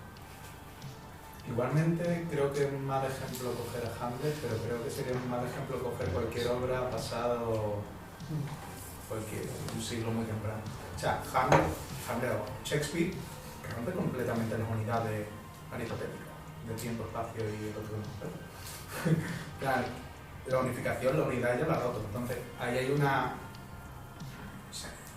emancipación de la diferencia, ¿no? Está desituando la identidad y está de algún modo. ¿Qué ocurre? Que para nosotros ya es clásico. Entonces, para nosotros ya está más que manido. ¿Por qué? Porque se ha vuelto a ordenar. Y te dice, primera parte significa y ahí es donde viene la ciencia. Que lo que hace es referenciar, lo que hace es posicionar, desacelerar la realidad para poder ubicarla, identificarla, sustancializarla. Sin embargo, al menos desde la filosofía y el arte, que son cosas distintas en cuanto que la relación en la que se tiene con la realidad. Pero la relación que nosotros tengamos con ella es muy distinta. O sea, una cosa es propiamente ontológico y otra es antropológico, no sé cómo decir. Entonces, creo que cualquier tipo de obra teatral o obra de arte en general, digo obra que tomarte un café para mí es artístico, que no tiene que ser arte. Artístico es un aspecto, es un artístico. Entonces, siempre habría un condicionante de subversión de la diferencia, de emancipar el concepto de dicha diferencia. Solamente que, ¿qué hacemos? Volver a la cabra al redil, volvemos a identificarlo y le volvemos a poner concepto. ¿Y esto qué es? No sé, pues posmoderno, vamos a ver, o postdrama, coño, que no se puede ubicar. Al menos nosotros no sabemos ubicarlo, porque no tiene concepto para nosotros. Ya llegarán otros y lo identificarán. Y si quieres identificarlo, pues te estás perdiendo completamente la gracia de la vida, en realidad, que es eliminar el concepto de dejar a la diferencia ser sí, de venir. Entonces, pensar en ejemplos concretos creo que es erróneo, aunque queramos apoyarnos en ellos para usarlos como algo mucho más gráfico, pero creo que hay que pensar en algo completamente abstracto. Yo qué sé, como cuando pretendes estudiar física cuántica y te hablan de los quarks. De eso que mierda es, da igual. Imagínatelo, ¿qué color tiene? Da igual. ¿Tiene color? Da igual. Eso.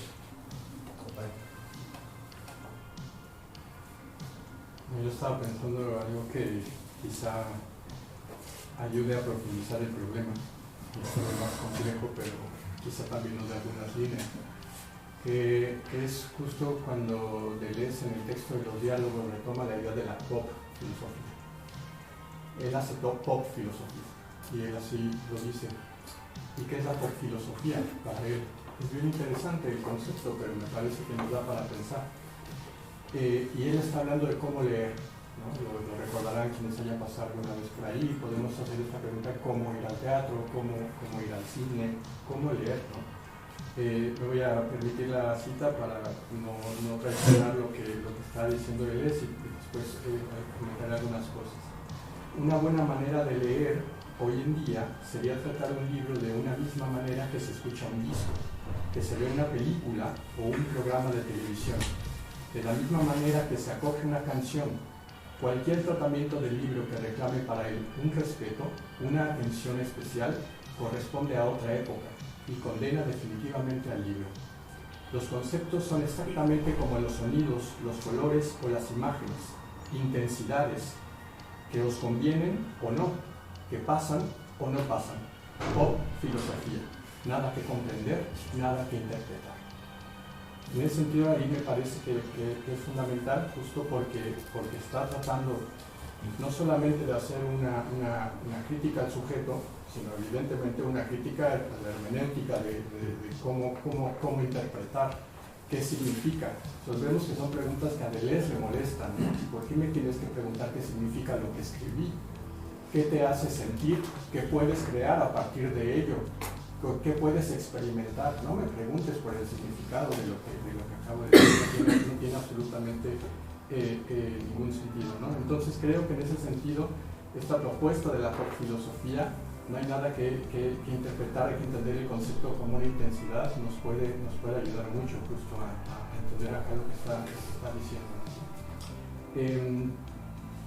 Y por eso es que no es posible pensar la identidad sin diferencia, ¿no? Porque precisamente detrás de todas las identidades están todas esas fuerzas en tensión de las intensidades.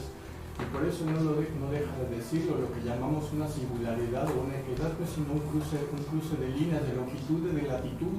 Eso es muy importante, ¿no? Somos por supuesto longitud, hay forma, no lo podemos negar. Si alguien dice mi nombre, yo voy a voltear, ¿no? y responderé a mi nombre, pero eso no significa que mis intensidades puedan reducirse a la identidad del nombre, ¿no? Un poco lo que dice en ese texto tan hermoso de Paul Preciado que ahora retomaba, se dice: ¿para qué saqué mi pasaporte? En realidad lo que quería es que ahora dijera Paul y ya no diga Beatriz, no, Beatriz, ¿no? Beatriz, pues eso era lo que quería. Bueno, no importa, pero si saco mi pasaporte para ir a ver a mis amigos, eso es lo que importa, para que pueda viajar para ver a mis amigos. La identidad en ese sentido me parece más un punto táctico, ¿no? Que en realidad un punto de anclaje. Solo un punto táctico. Si eso nos permite movernos, si eso nos permite seguir moviéndonos en el plano de inmanencia, de devenir nómades, está bien, pero es un punto táctico, no lo olvidemos.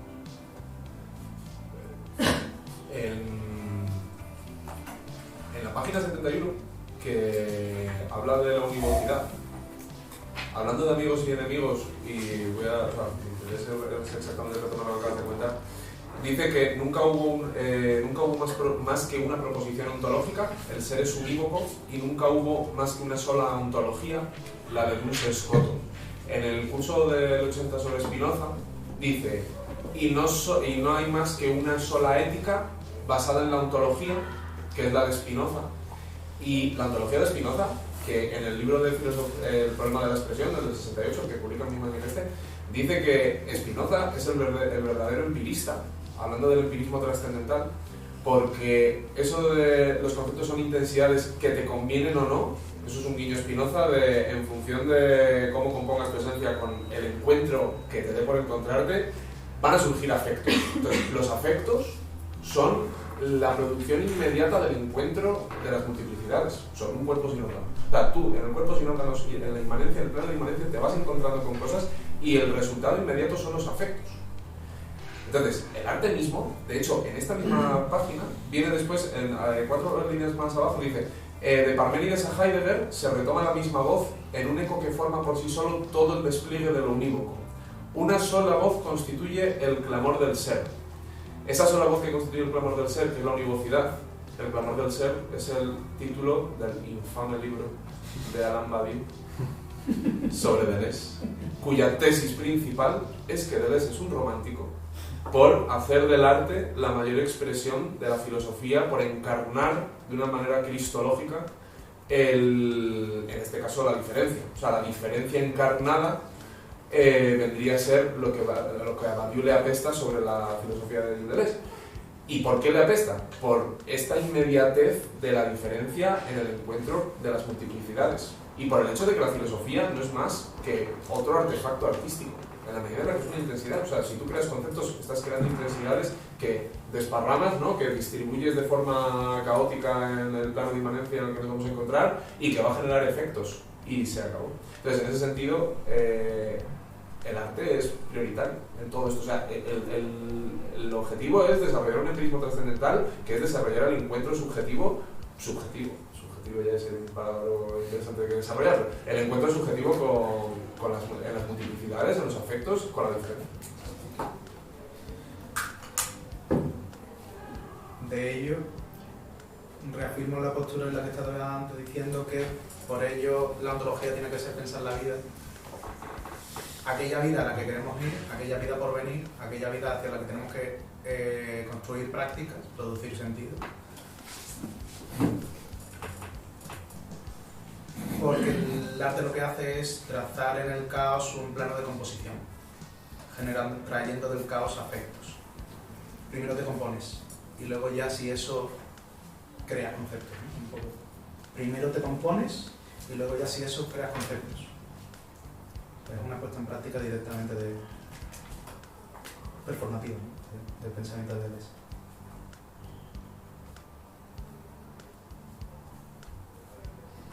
Es que no quiero cambiar de tema abruptamente.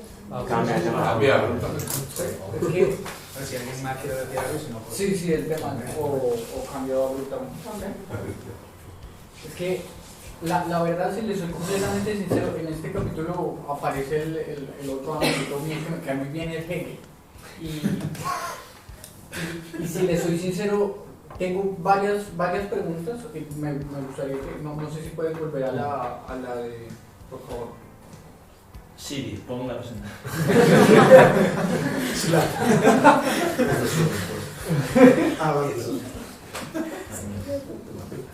O sea, esto... ¿Qué pongo? El de... Este. Sí, al otro amigo. No. Esa. Vale. Sí, no, como para tenerlo ahí, o sea, varias cosas. Yo no soy un experto en nada, pero mi lectura de Hegel, y que viene después de la lectura que hago de Deleuze, sí me llevo a plantear tal vez la pregunta de hasta qué punto Deleuze no está haciendo, voy a decirlo así, ustedes que son deleuzianos a morir, tal vez no me siguen acá, pero hasta cierto punto un poquito injusto con Hegel, ¿sí? Y es una lectura que es la lectura de Hippolyte, y es de Hippolyte, de Jean Hippolyte. Y la lectura de Hippolyte es una lectura muy específica de Hegel que hace un énfasis excesivo en ciertos momentos de la fenomenología. Esta idea de lo infinitamente grande, eso es la lectura de Hippolyte, y es la lectura de Hegel, es del inicio de la fenomenología hasta el saber absoluto, que es ese cierre efectivamente infinitamente grande. Pero la pregunta que yo haría ahí a la lectura de Hippolyte, por ende a la de Hegel, a la de Deleuze, perdón, es hasta qué punto Hegel después no tiene un camino de vuelta hacia lo infinitamente pequeño, ¿sí? Y en ese camino de vuelta, ¿cómo nos podemos encontrar? Porque ahí empieza la ciencia de la lógica, y la ciencia de la lógica también es entender que lo que entendíamos, ese final al que llegamos, resulta que solo tiene sentido también en tanto estos pequeños momentos, ¿sí? Por lo que funcionan como fundamento, pero a la vez como lo fundamental, ¿sí? Y este juego de ir y venir, no sé hasta qué punto esta lectura no es un poquito injusto con Hegel. Me gustaría plantear la cuestión, me gustaría que lo pensáramos, no evidentemente acá, pero creo, o en este momento exactamente, pero cómo hasta qué punto plantear este antagonismo directo con Hegel no nos permite ver otras modalidades de la diferencia que también de algún modo pueden resonar cuando estoy pensando esa diferencia en sí misma que está pensando Deleuze. Y aquí conecto con otra cosa, la diferencia en sí misma, tal como la estoy entendiendo, yo este capítulo no lo conocía porque no lo había leído como tal. Lo que entiendo es que no está pasando por la oposición, Hay un problema con la oposición, página 84, ¿no? Dice, Hegel como Aristóteles determina la diferencia por la oposición de los extremos o de los contrarios, ¿sí? Y entonces ahí tenemos un problema con la oposición, porque la oposición, dice ahí abajito, hace de lo contrario de lo otro un contrario de sí. No es la lectura en últimas de que el problema con esa idea de la diferencia en Hegel es que no es la diferencia realmente, sino es una diferencia que termina volviendo hacia lo mismo, hacia lo idéntico, hacia lo fundamental. Y es hasta cierto punto correcta, no estoy completamente en desacuerdo, pero plantearía ahí otra cuestión, y es, por ejemplo, para el plano específicamente político, ¿cómo, y es eso que planteabas ahorita de Netanyahu, cómo pensarnos la diferencia sin pasar por la oposición en lo específicamente político, cuando yo creo que el burgués, y lo digo así, y yo creo que los varones, si habitamos blancos y ustedes europeos, ¿sí? Tal vez, ¿cómo hacemos para pensar esa diferencia, ¿sí?, en sí misma, sin pasar por la oposición, cuando en ciertos puntos sí es necesario pensar la oposición? Y si no habitamos todas las individuaciones, ¿sí?, no son unas y las mismas para todos y para todos, ¿sí?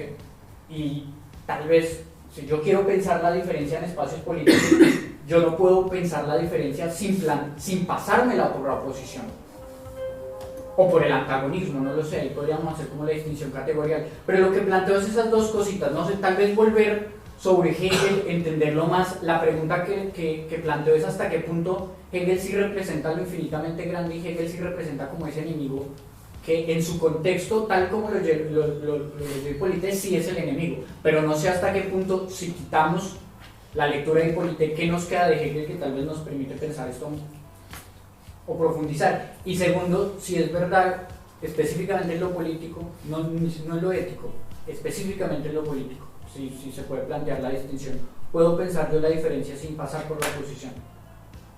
¿Sí? Porque yo creo que sí, no es lo mismo. Hay cuestiones, hay individuaciones que plantean oposición, y que eso hay que pensar, inclusive si queremos pensar la diferencia. No sé si me hice entender, pero son como los dos puntos que quería traer. ¿Puedo hacer sí, o sea, tienes razón, o sea, bueno, en algunas cosas, o sea, yo no estoy de acuerdo con muchas cosas que dijiste. Para empezar, yo no soy ¿cómo dijiste? Un deleuziano a morir. Yo no soy eso, ni creo que un deleuziano no sería deleuziano si fuese deleuziano a morir, no sé, un poco contradictorio. Hay un libro que es de un pablo que se llama Vincent Descombes, que es un libro que se llama La filosofía francesa en la primera mitad del siglo XX, y ahí describe que el hegelianismo era como una cosa casi institucional, ¿no?, de la universidad. Entonces Deleuze lo enfrenta como, pero ya casi en un sentido personal, ¿no?, porque todo el rato se estaba imponiendo, ¿no?, y dice, pues mira, creo que lo dice Nietzsche de la filosofía. Mira que Deleuze nunca habla mal de casi nadie, salvo de Freud en el Antidipo, y un poco de Hegel en Nietzsche de la filosofía, que dice, mi filosofía es anti-hegeliana. De los demás habla más o menos bien, los lleva a su terreno, pero eso. Entonces creo que hay como una cosa estatal de Francia que se relaciona con esa forma de ir contra Hegel, pero claro, lo que no estoy de acuerdo es que aún así su crítica sí que tiene sentido. No, o sea, no importa que sea la diferencia demasiado grande o demasiado pequeña, sino de qué forma accedemos a la diferencia, ¿no?, de qué forma la pensamos.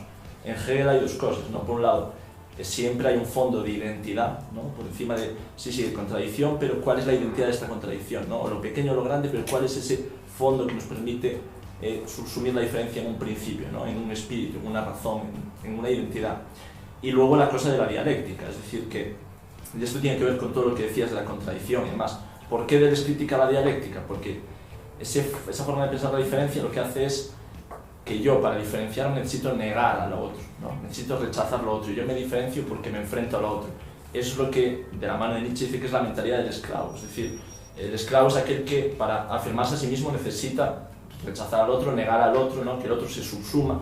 En realidad, el amo, ¿no?, el que se afirma a sí mismo, no necesita negar ni contradecir, simplemente necesita afirmar su distancia, es decir, yo no soy esto, ¿no? Por decirlo en un término, voy a defender ahora al diablo y luego te quiero decir que estoy parcialmente de acuerdo contigo, pero por poner un ejemplo político, habría una forma de hacer política, por ejemplo la de Netanyahu, que sería yo soy en base a negar al otro, es decir, nuestro pueblo es el que niega al pueblo palestino, el que, no, es una contradicción entre nosotros y mi política activa no consiste en afirmar mi singularidad, sino en rechazar todas las demás, ¿no? Imponer mi identidad por encima de las demás.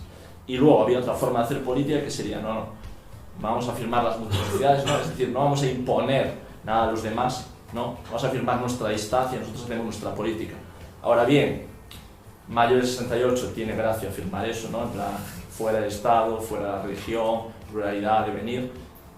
Ahora, la política funciona desgraciadamente con muchas contradicciones, ¿no? Y habría que preguntar en qué medida esa política pluralista, ¿no? Esa política de devenir, igual esto lo dejo ahí, ya, pues si alguien opina lo contrario, en qué medida eso se puede decir, por ejemplo, desde el pueblo palestino, ¿no? El pueblo palestino necesita contradecir, ¿no? Necesita oponerse, necesita afirmar su diferencia como oposición a algo que le está como invadiendo. Esa es la cuestión. Entonces, en términos políticos, creo que está bien ligarlo a su contexto, ¿no? El mayo 68 sí que tiene mucha razón eso de vamos a eso, a horizontalidad, a afirmar la multiplicidad, pero no sé cuál es el recorrido, si eso se puede extrapolar a todas las luchas políticas, ¿no? De nuestro siglo, por ejemplo. Pero en términos ontológicos, que es de lo que yo más sé, es la cuestión, es decir, la diferencia entre Hegel y Deleuze es cómo piensa la diferencia. La diferencia es afirmativa o es negativa, es decir, yo me diferencio porque niego otra diferencia o al revés, porque afirmo mi singularidad, mi voluntad activa, mi propia, ¿no? Esa es la cuestión. Yo no necesito superar ni sintetizarme con otra diferencia, me afirmo en mi distancia. Es un poco lo que veo, no sé si te ayudó a... No, sí, mucho, no, pero sí que en términos políticos es muy complicado, en términos políticos reales, ¿sabes? Porque, no sé, vamos a ver. En ese sentido de lo que decías tú, el tema de la oposición es que realmente lo que encierra ahí es un caramelo envenenado, porque es lo que tú decías, la oposición realmente lo único que hace es tener potencias reactivas. Entonces la potencia reactiva no puede nunca tener una potencia propia que se afirme, por lo cual no va a poder ser nunca afirmado, y siempre va a necesitar al oponente, de una manera u otra. De hecho, la manera de que los Netanyahu se desactiven es que no tengan oponente. Siempre van a necesitar buscar un oponente. O incluso podrán inventarlo, porque siempre lo van a necesitar, entonces siempre van a estar ahí. Y en ese sentido, hay una cosa también que de todo lo que habéis estado diciendo, que yo creo que también hay un pequeño caramelo envenenado. Cuando estáis diciendo que lo contrario de la identidad, de la unicidad, sería el caos. Yo no creo que ese espacio de inmanencia que entiende Deleuze como ontológicamente originario sea realmente caótico. A mí me gustan mucho las partes en las que habla del mar, las metáforas. Para mí Deleuze es maravilloso las metáforas. La metáfora del mar, la metáfora de todas esas corrientes que están yendo y viniendo y que está habiendo identidades por allí que están pululando entre ellas, pero no es caótico. Otra cosa es que no se pueda subsumir, otra cosa es que no se pueda abordar, que no se pueda engullir. Es demasiado grande como para ser reducida a una unidad, pero no por ello es caótico. Yo creo que sí hay cierto orden en todo ese mundo de los flujos y de las fuerzas que están entrechocando, de las potencias. Y creo que si decimos que la alternativa a la identidad y a la homogeneidad es el caos, ahí estamos metiendo un caramelo envenenado también que nos desactiva en cierto modo el discurso. Yo quería responder también un poco a Juan Felipe, a intentarlo, porque es bastante complejo. Vale, apoyándome también, reforzando también lo que decía Alejandro, yo al menos como leo a Deleuze, y de ahí he aprendido a intentar leer al menos al resto de textos en general, que nunca es contra Hegel, a menos que sea bastante cabezón, sino contra lo que se desprende de Hegel. Es decir, el hegelianismo, y esto es una cosa, nunca es una cosa, hay millones. Inmediatamente después de Hegel estaba el hegelianismo de derecha y luego el de izquierda y no sé cuándo, tal, que es más hegeliano de los dos, es como, no. Pero hay una serie de movilizaciones de la realidad que se desprenden de ciertos pensamientos. Al menos de ello creo que va la filosofía. Incluso él llega a crear nuevos derrames, nuevos desprendimientos, nuevos derrames. El personismo es construir un derrame de un autor en que no había derrames. Había un hegelianismo como lo rompemos. Cuando habla de Freud, Freud lo es igual. Es el psicoanálisis, cómo se está tratando el psicoanálisis, cómo se está imbuyendo dentro. ¿Quién es más deleuziano, tú o yo? En plan, da igual, es que eso es ridículo, ¿no? ¿Quién puede ser deleuziano a morir? Yo no soy, Deleuze no es mi padre, yo no me voy a poner a, en plan, no sé. Entonces, pero sí que hay aquí un grano, digo de arena, no de la plata, de que como empieza a rodar, se empieza a chocar y se produce una avalancha, que es la dialéctica. Y ahí es donde está el derrame hegeliano. Yo soy anti-hegeliano porque soy antidialéctico en tanto que hay una movilización de identidades. Podríamos pensar que son identidades consumidas por diferencias, que es en realidad lo que también dice Hegel, que parte por eso lo trae. Pero, y aquí es donde está, siempre se encuentra el concepto centralizado. Siempre. El concepto es el caramelo perfecto para Hegel porque siempre está centralizado. Proponer una filosofía que comprende, una ontología que descentralice el concepto en la diferencia, esto rompe completamente con Hegel, con los hegelianos, con el hegelianismo y con cualquier tipo de hegelianismo que se basa en lo dialéctico. Rompe no solamente con los hegelianos de derecha y superestructurados, rompe con Marx en ciertos puntos, rompe con Adorno, no verás tú una cita, yo no la he encontrado y tampoco me he puesto a control F, pero Adorno lo he visto por ningún lado y dices, esto resuena, claro que resuena, pero porque hay otras construcciones, hay otros derrames. Entonces yo me avecinaría a relacionarlos con mucha cautela porque creo que aunque haya ida a lo macro y venida a lo micro o lo que sea, siempre el concepto está centralizado. Y luego el tema de la oposición política, eso es una guerra. Es la definición de guerra, una posición política, literal. Una pugna. Vale. La vida en resistencia mata, eso decía Foucault, porque siempre tienes que estar enfocado hacia el poder, porque si no, no es resistente. La vida militante, la vida en resistencia mata. Entonces hay que tener cuidado también porque las prácticas políticas, estrictamente políticas, es muy bueno porque son que suscita un texto que, vale, me voy a dormir y mañana qué, ¿no? Muy bien, de leer, que sí, de la diferencia para ti. Pero yo, ¿qué me llevo yo de esto? Es eso también. Pero hay que tener cuidado porque la práctica política no tiene nada que ver con mandatarios, con grandes mandatarios, con estructuras de valores, con estados, etc. No tiene nada que ver con la jurisprudencia ni con los juicios. En micropolíticas de mentalidad llegan a decir la política de un país y dicen país se define por sus líneas de fuga, que siempre son mixtos y nunca se pueden identificar. Lo verás ya luego, a posteriori. Luego dirás, las líneas de fuga estaban aquí. Luego es mentira, porque las líneas de fuga no se pueden comprender conceptualmente, no puedes representarlas. Esa es la gracia, de que se fugue. Entonces la oposición política es buscar la dominancia, en la dialéctica, de algún modo. Pero es que eso, según Nietzsche, es resentimiento, es comprenderte tú como esclavo poderoso. Y si comprendemos de nuevo eso, es quién va a tener más fuerza. Yo que soy el oprimido, de nuevo Marx, yo soy el oprimido, si nos organizamos podemos... Claro, pero es que estamos en contra de la organización por ellos mismos, ¿sabes? Es que nos llevan a derrames distintos.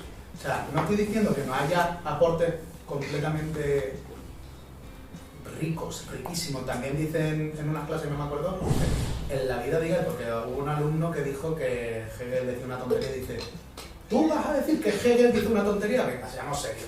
Plan, no será quien vaya a dormir por las noches, como se hacía con Spinoza, pero Hegel no era tonto. No vamos a decir que dice tontería, esta gente vamos a tratarlos con el respeto que hay. Eso no significa que no haya que ver cuáles son las disonancias en las que estamos cayendo. Yo creo que nos llevan por derrotar bastante tiempo. Y ocupó muchísimo tiempo que no. Yo tenía como dos pequeñas aportaciones. La primera de este movimiento de contradicción de opuestos en Hegel. Cero idea. Pero en la 112 no, voy a leer, o sea, no voy a ni hablar. Yo me parecía sugerente como intentaba Deleuze escribir el no ser, ¿no? Que me parece que ese es como uno de los puntos importantes en los que se distancia de Hegel o de su manera de operar. Tiene una frase que es muy retorcida, dice: el ser es también no ser, pero el no ser no es el ser de lo negativo, es el ser de lo problemático, el ser del problema y la pregunta. Me parece interesante porque creo que en Hegel sí que se opera, y en cierto punto en problemáticas políticas actuales se opera entre ser y no ser. Lo hemos también un poco hablado al principio con Claudia, ¿no? Entre incluir, excluir, entre negar lo diferente porque se debe de superar. Hay un no ser que se enfrenta al ser, y me parecía interesante cómo lo pone Deleuze, ¿no? Que dice que el mayor problema de, no sé si lo dice, creo, es haber escrito el no ser, no haber escrito el no entre paréntesis. Porque la idea es que no es un no ser, no es un contrario, es un ser problemático que está previo al ser que se afirma y al no ser que se niega, ¿no? Dice, en cuanto a la negación, no es más que la sombra desde el principio más alto, la sombra de la diferencia junto a la afirmación producida. Entonces yo creo que sí que hay ahí una pugna entre ser y no ser que Deleuze rechaza, y yo creo que es un poco cuando se intenta distanciar de Hegel, y a lo mejor, yo como no tengo ni idea, la compro, a lo mejor es un puta leyendo a Hegel y está buscándole las costillas donde no las hay. Pero creo que sí que al menos hay como una lógica que no opera igual en su cabeza, porque entiende el no ser no como el no ser, sino como ser problemático, y eso solo me lleva a un último punto que es, enlazando con lo de las problemáticas políticas actuales, que al final siempre es el tema que sale, ¿no? Cómo diluyes un sujeto hegemónico como yo, me puedo diluir, pero a lo mejor un sujeto no hegemónico no le interesa abandonar la representación.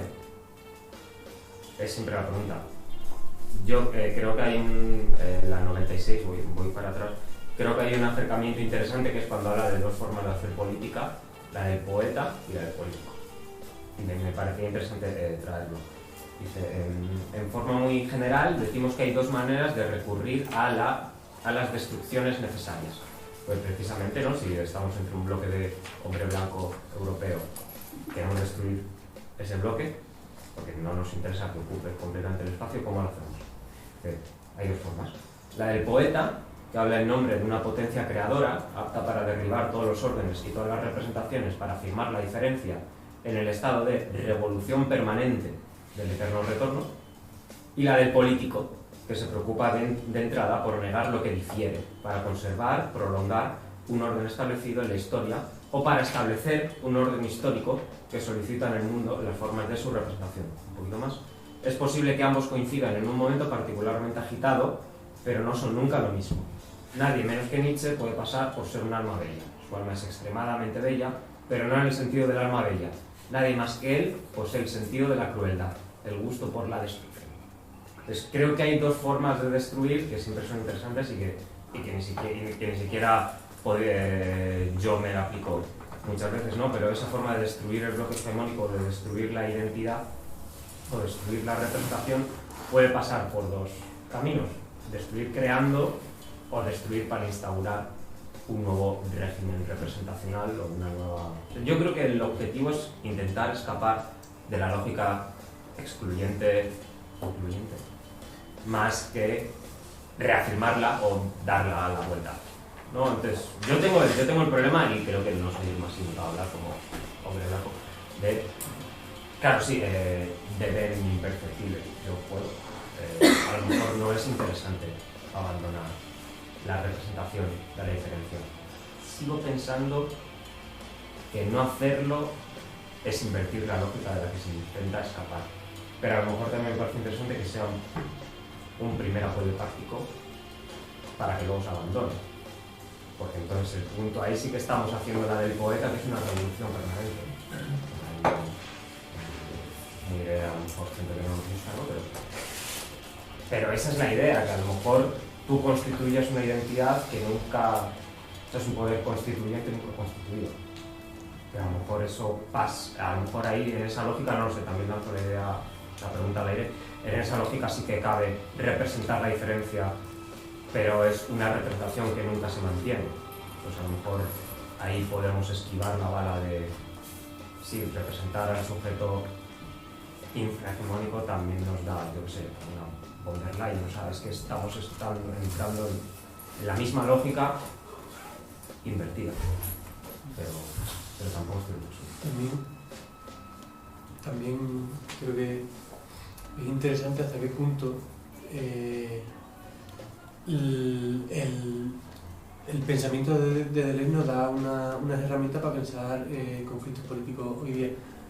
Salió un libro precisamente con el conflicto Israel-Palestina que analizaba cómo el ejército israelí utilizaba conceptos deleuzianos para hacer la guerra. No recuerdo cómo se llama.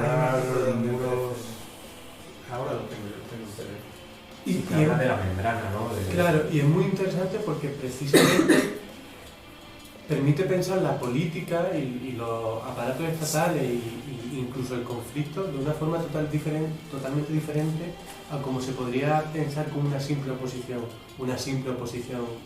desde un hegelianismo, por así decirlo. Y también permite pensar que cuando, no sé, el pueblo palestino se aferre a su identidad, no tiene por qué caer en unas políticas dentro de una oposición, sino que precisamente el afirmar su identidad también puede estar dentro de elementos o prácticas ya diferenciadas.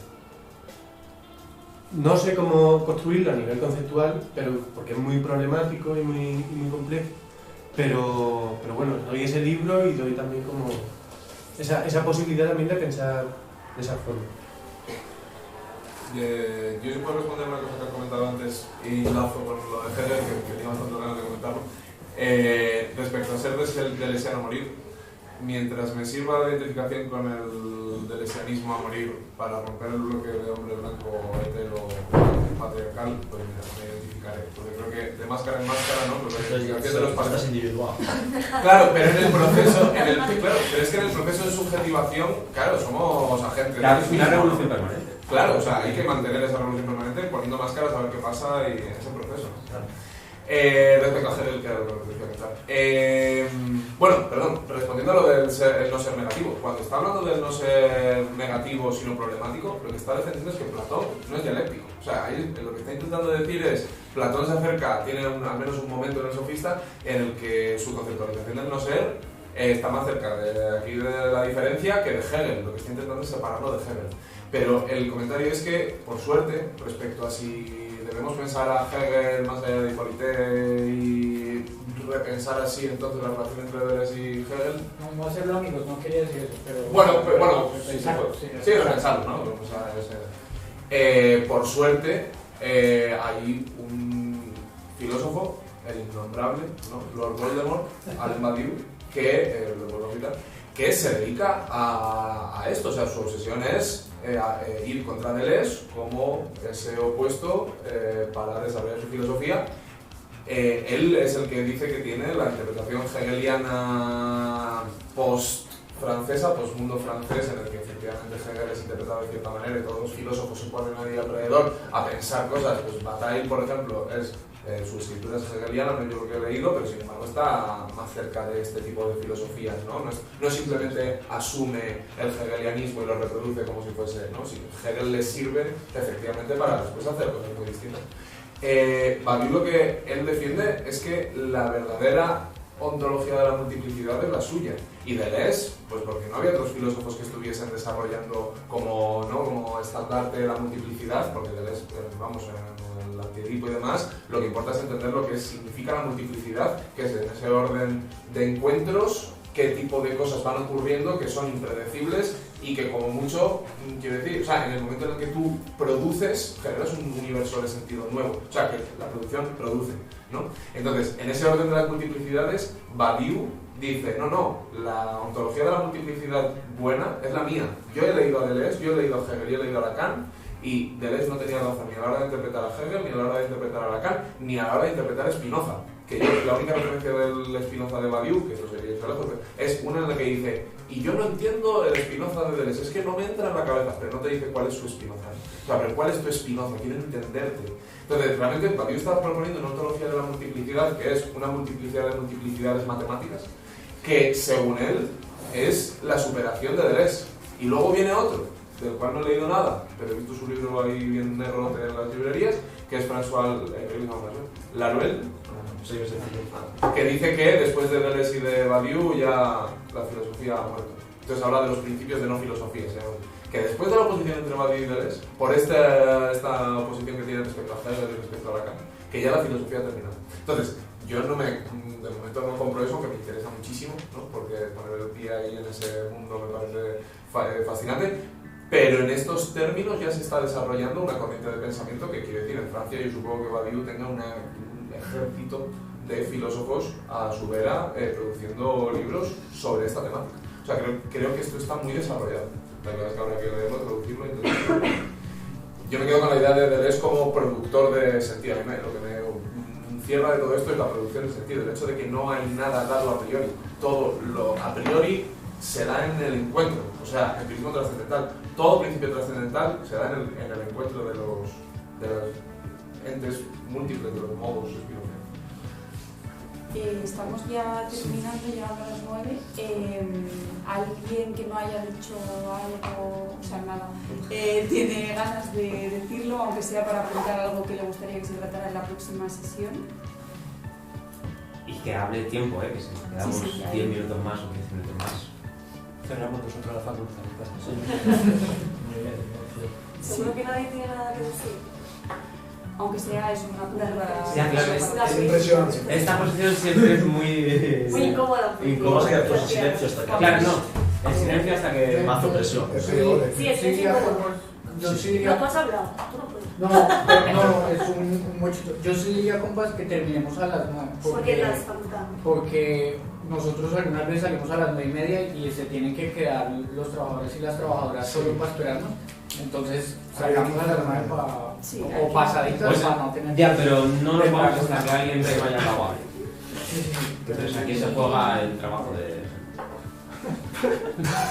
Vosotros vete. Sí, yo iba a decir una cosa. Ambas. Las dos. ¿Quieres hablar de primero? A mí no me importa. A ver, yo empecé de primero.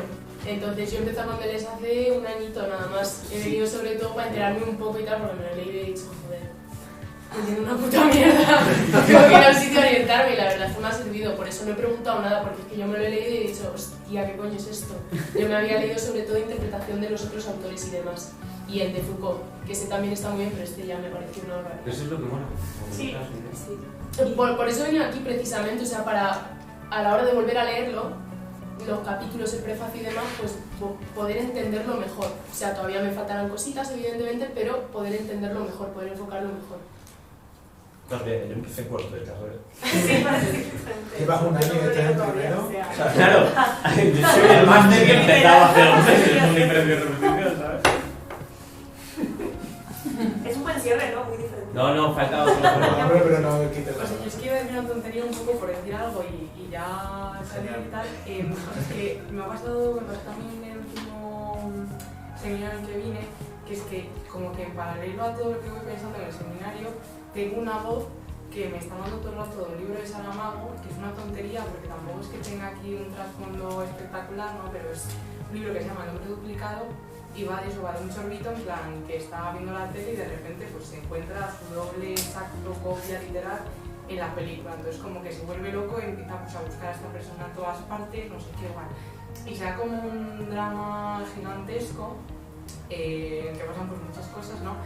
Y como que realmente en todo este proceso lo único que les diferencia es simplemente como el moreno de la alianza, que lleva como una de las copias, ¿no? Entonces como que es un libro como bastante existencialista, ¿no? Como muy de, bueno, de este corte, ¿no? Y hay una frase que a mí me resuena mucho que es algo así como: mientras más te disfraces, más te parecerás a ti mismo. Entonces para mí eso como que en un nivel muy práctico, muy literario y bastante simple viene siendo todo el rato como la afirmación, ¿no? de un poco de la diferencia, ¿no? De esa potencialidad digamos que se va ejerciendo, que se va produciendo hasta que eventualmente pues digamos el disfraz es pues el sujeto, el ente o como se quiera llamar. Y yo como que he tenido este pensamiento súper en paralelo todo el rato y ya está. Y gracias por decir eso. Pues entonces tenemos que hacer estas pausas de silencio cada 15 minutos. Pues sí, cortar.